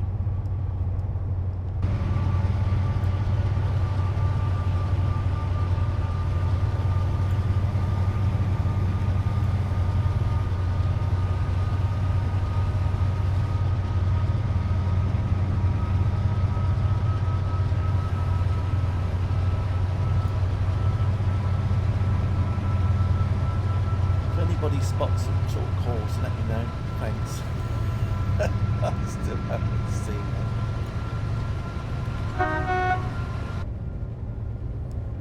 I can get done. Was it clickbait?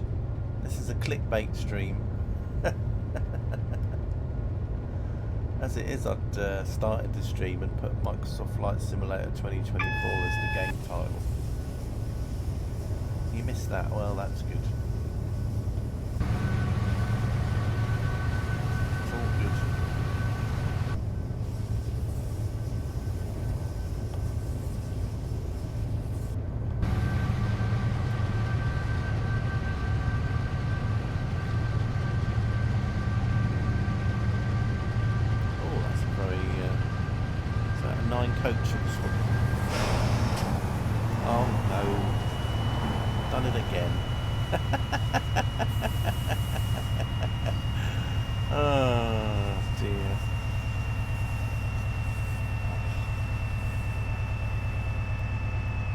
Taking me ages to get up to speed as well. This is what happens when you go outside. This is why real world train drivers, they don't go outside the cab when they're driving. Because, you know, these sort of things happen, you see.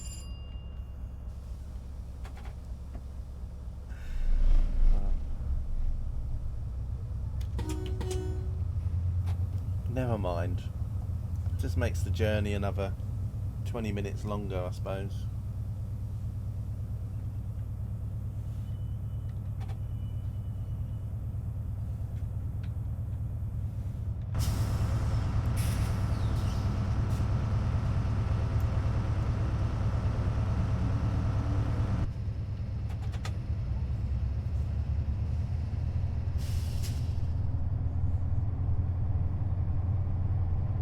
Never mind.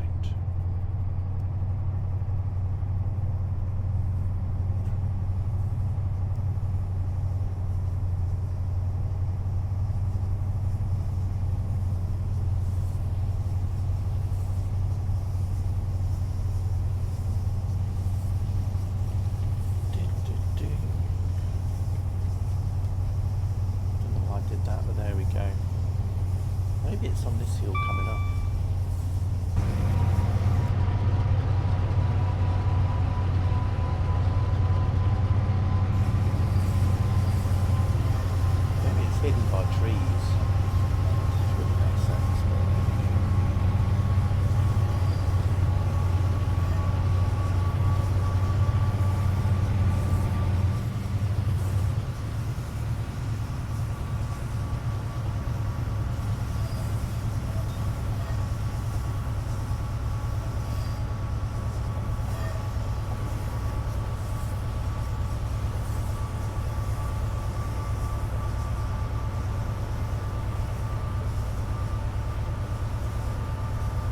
So this is the line from Reading that goes through Swindon and goes to Bristol. Connecting up with that now.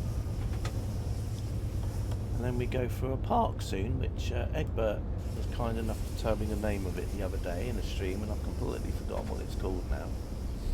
But it's a park that I always see in quite a few railway videos, and it's like quite a cool park to go and sit and watch the trains go by. It's in Bath. Hopefully we'll see it shortly as we go past it. As you come into Bath, there's quite a few bridges you go under, one after the other, and then next to it on the right hand side there's like a park, and then that's the park that I was talking about.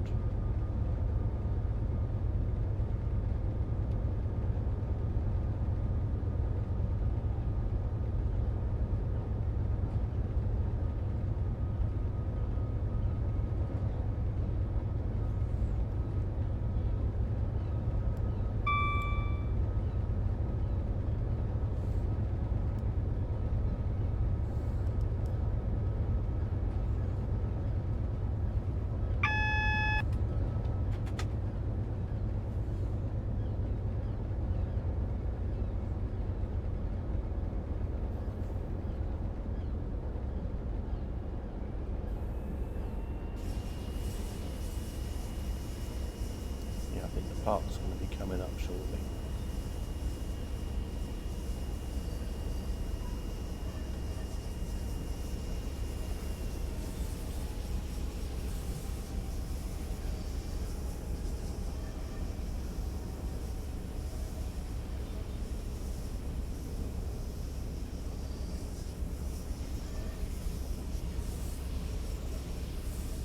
Yeah, the park's just coming up. About now, I think it's all on the right hand side, the park. There you go, you can so there's the park here, and then you can see there's like a little bench, for example, that people can sit at. People have done YouTube videos of the trains going by here as well.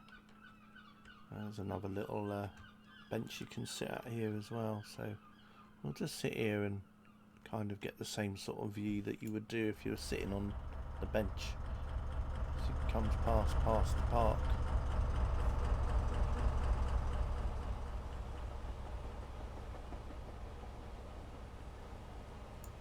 Hey Noxie. Noxie, we got a little bit left of the stream, not too long though. But glad you managed to pop in. Anyway, we've just been driving a couple of freight scenarios with a Class 70. We're just going through near Bath at the moment.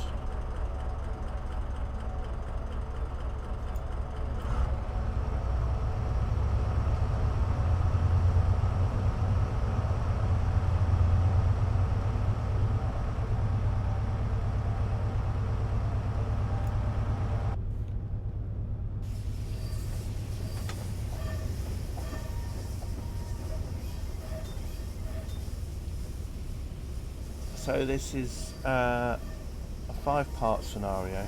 The City of Bath has been a UNESCO World Heritage Site since 1987. It was called Aquae Sulis, I think. Glad you could catch the last bit. Yeah, as I said, I'm playing part 1 and 2 today, and then parts 3, 4 and 5 I'll do another day.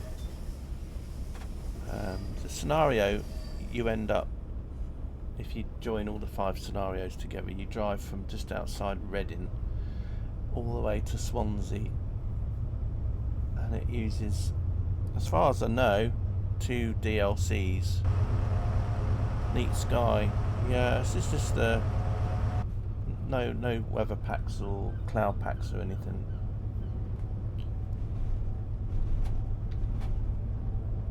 I think it's just the time of day because it's set in the autumn, so the sun probably starting to set soon.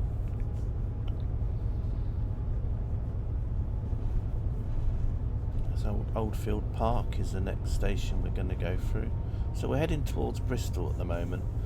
and we're on the Just Trains Southwestern Expressways route, and then the next 3 scenarios will probably be on the Southwestern Main Lines route, which goes from Bristol all the way around towards Cardiff and Swansea.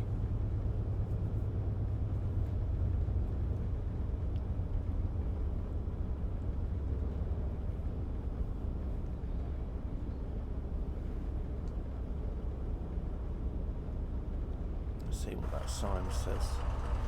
Shut down engines when stopped at signal. Coming up ahead are Twerton Short Tunnel, 44 yards, Twerton Long Tunnel, 264 yards, followed by Salford Tunnel, 166 yards.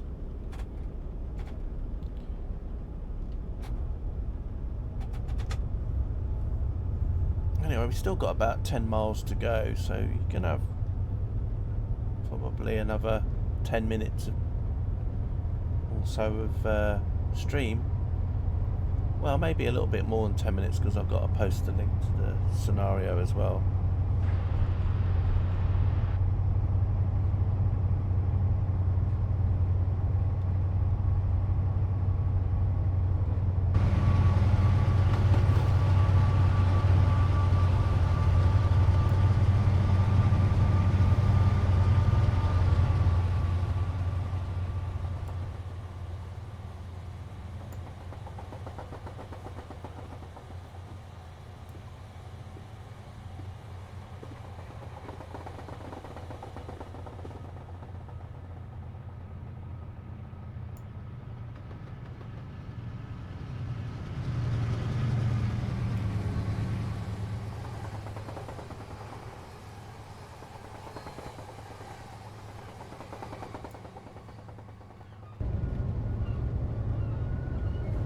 Seeing them little the turrets reminds me think of Clayton Tunnel on the Brighton line, seeing them like that. Do you know, I've never noticed them before on this tunnel. Or I might have noticed but just forgot. But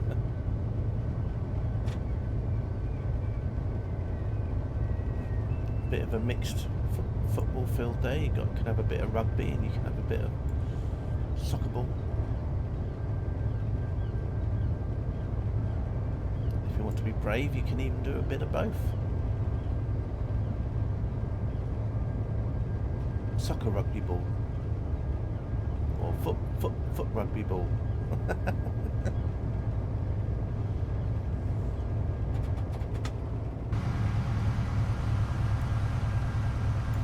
Anyway, there's been plenty of other services running on these scenarios.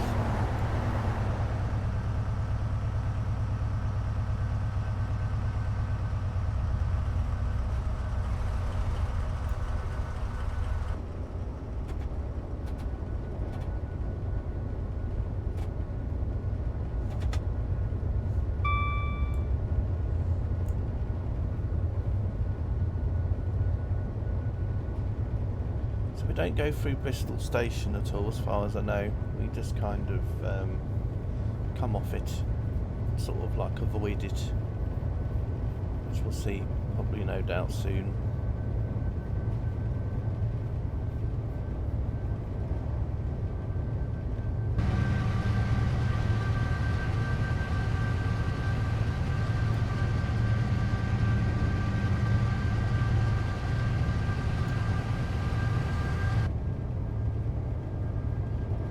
Footby. Well, that's even better, Noxie. Well done. Footby. I like that.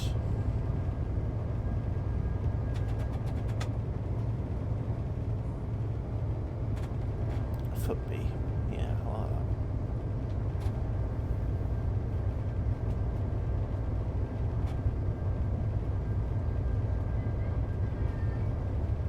There you go, Noxie. You could invent a new sport in the US of A. You could basically do American football and soccer ball and soccer together and call it Footby.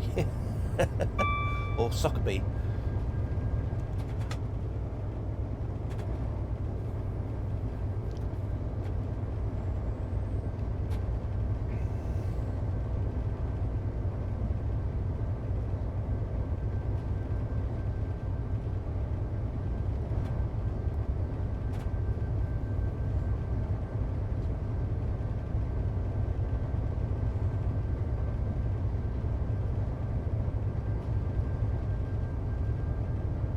And then if you got the two balls and you made one into like a, and you kind of got the rugby ball shape and made it thinner, and then you throw it, you could call it, I don't know,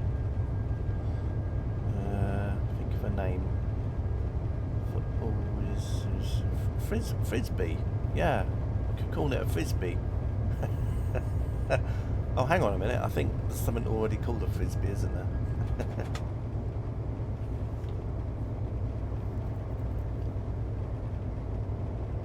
That's one thing I remember from a lot of 70s, 80s American films that always had kids in the park. They always had frisbees. Or skateboards. Skateboards and frisbees.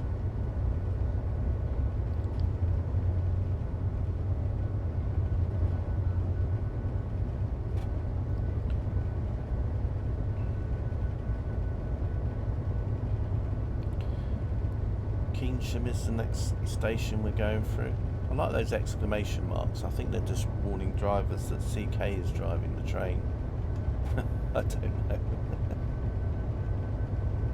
The copyrighted name of the toy.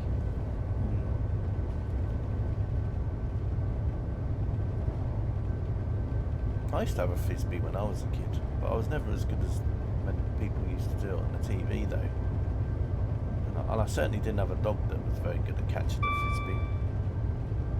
I wasn't very good with a skateboard either, to be honest.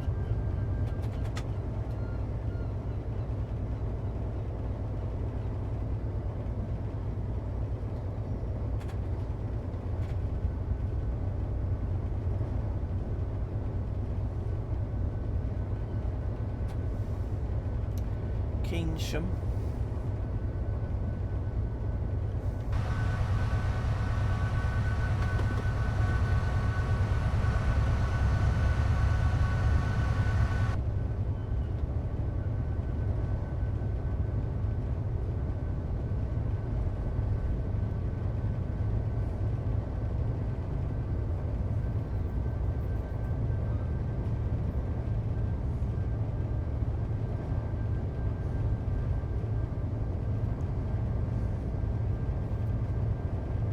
Anyway, you're good, Noxie.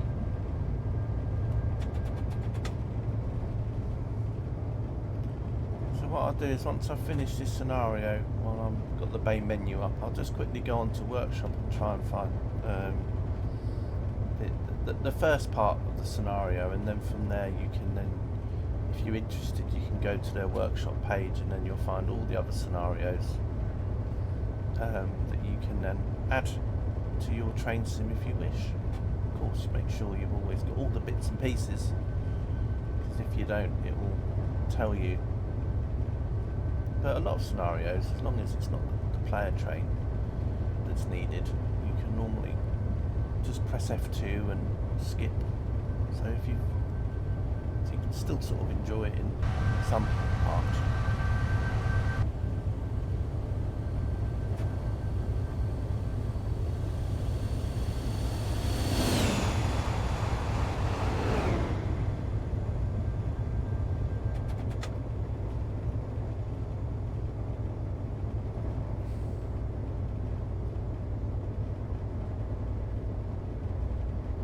So as you can see, we're heading towards another tunnel.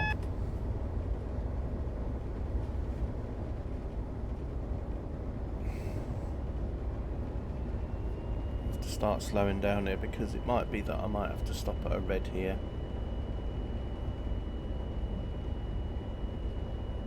I'm a bit concerned about the buffers coming up, but that just might be because when we get to the red, there might be another junction that we have to go to, so that the buffers at the end might disappear there. Or maybe they won't. Maybe that's a part where we're going off route. Oh well, we'll find out in a minute.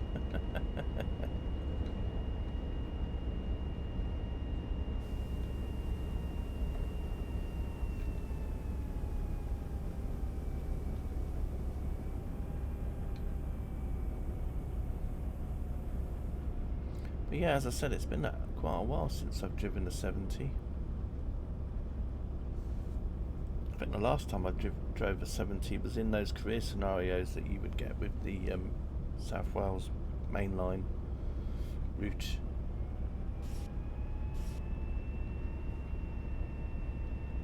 Let's just make sure I don't do a go past a red light.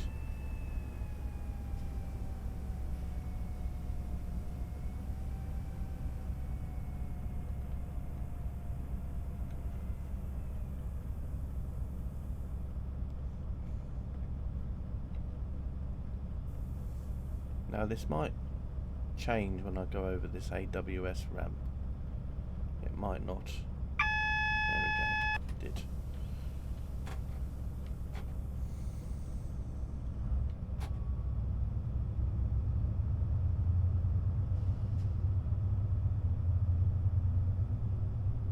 So it'd be interesting to see what the other parts are like.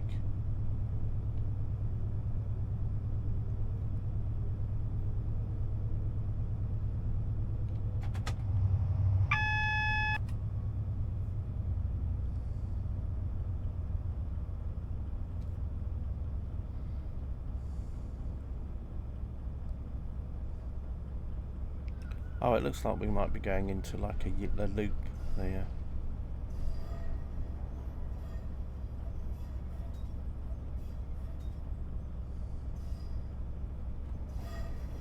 We'll have to see what happens in the next scenario, really, which won't be today, be another time.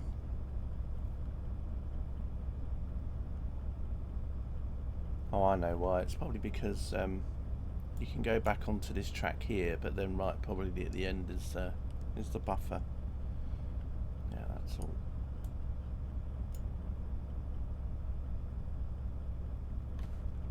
So I think where we are now also is part of the South Wales mainline route as well, so we'll be carrying on with a different DLC in the next scenarios.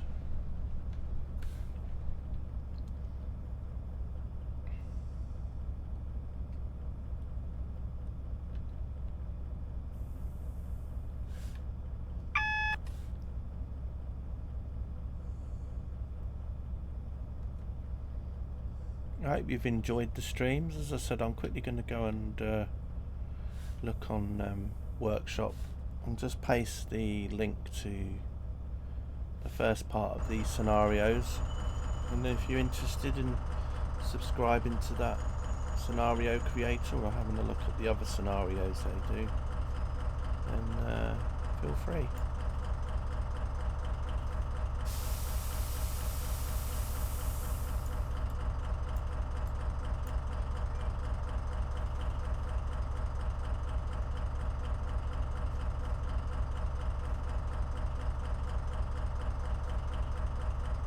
This is another booked path in stop. See you in part 3. Yeah, part 3, as I said, I'll be playing another time. As I said, I'm going to just quickly look on Workshop. So just bear with me a moment while I try and find that scenario in here.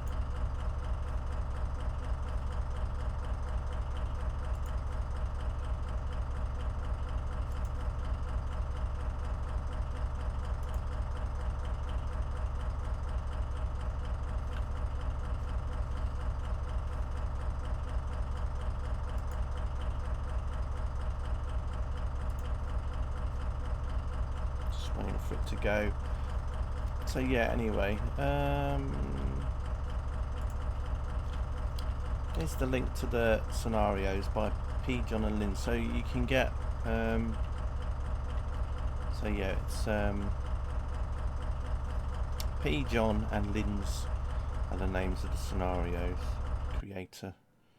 Does quite a lot of scenarios in the Workshop. You can see, if you're looking, there's at least 17 pages of scenarios, and there's, on my PC at least 9 scenarios on each page. So yeah, there's quite a lot of scenarios there. The most recent ones are the ones with the class 70, and but yeah, if you like playing on other routes and Workshop, then go check them out.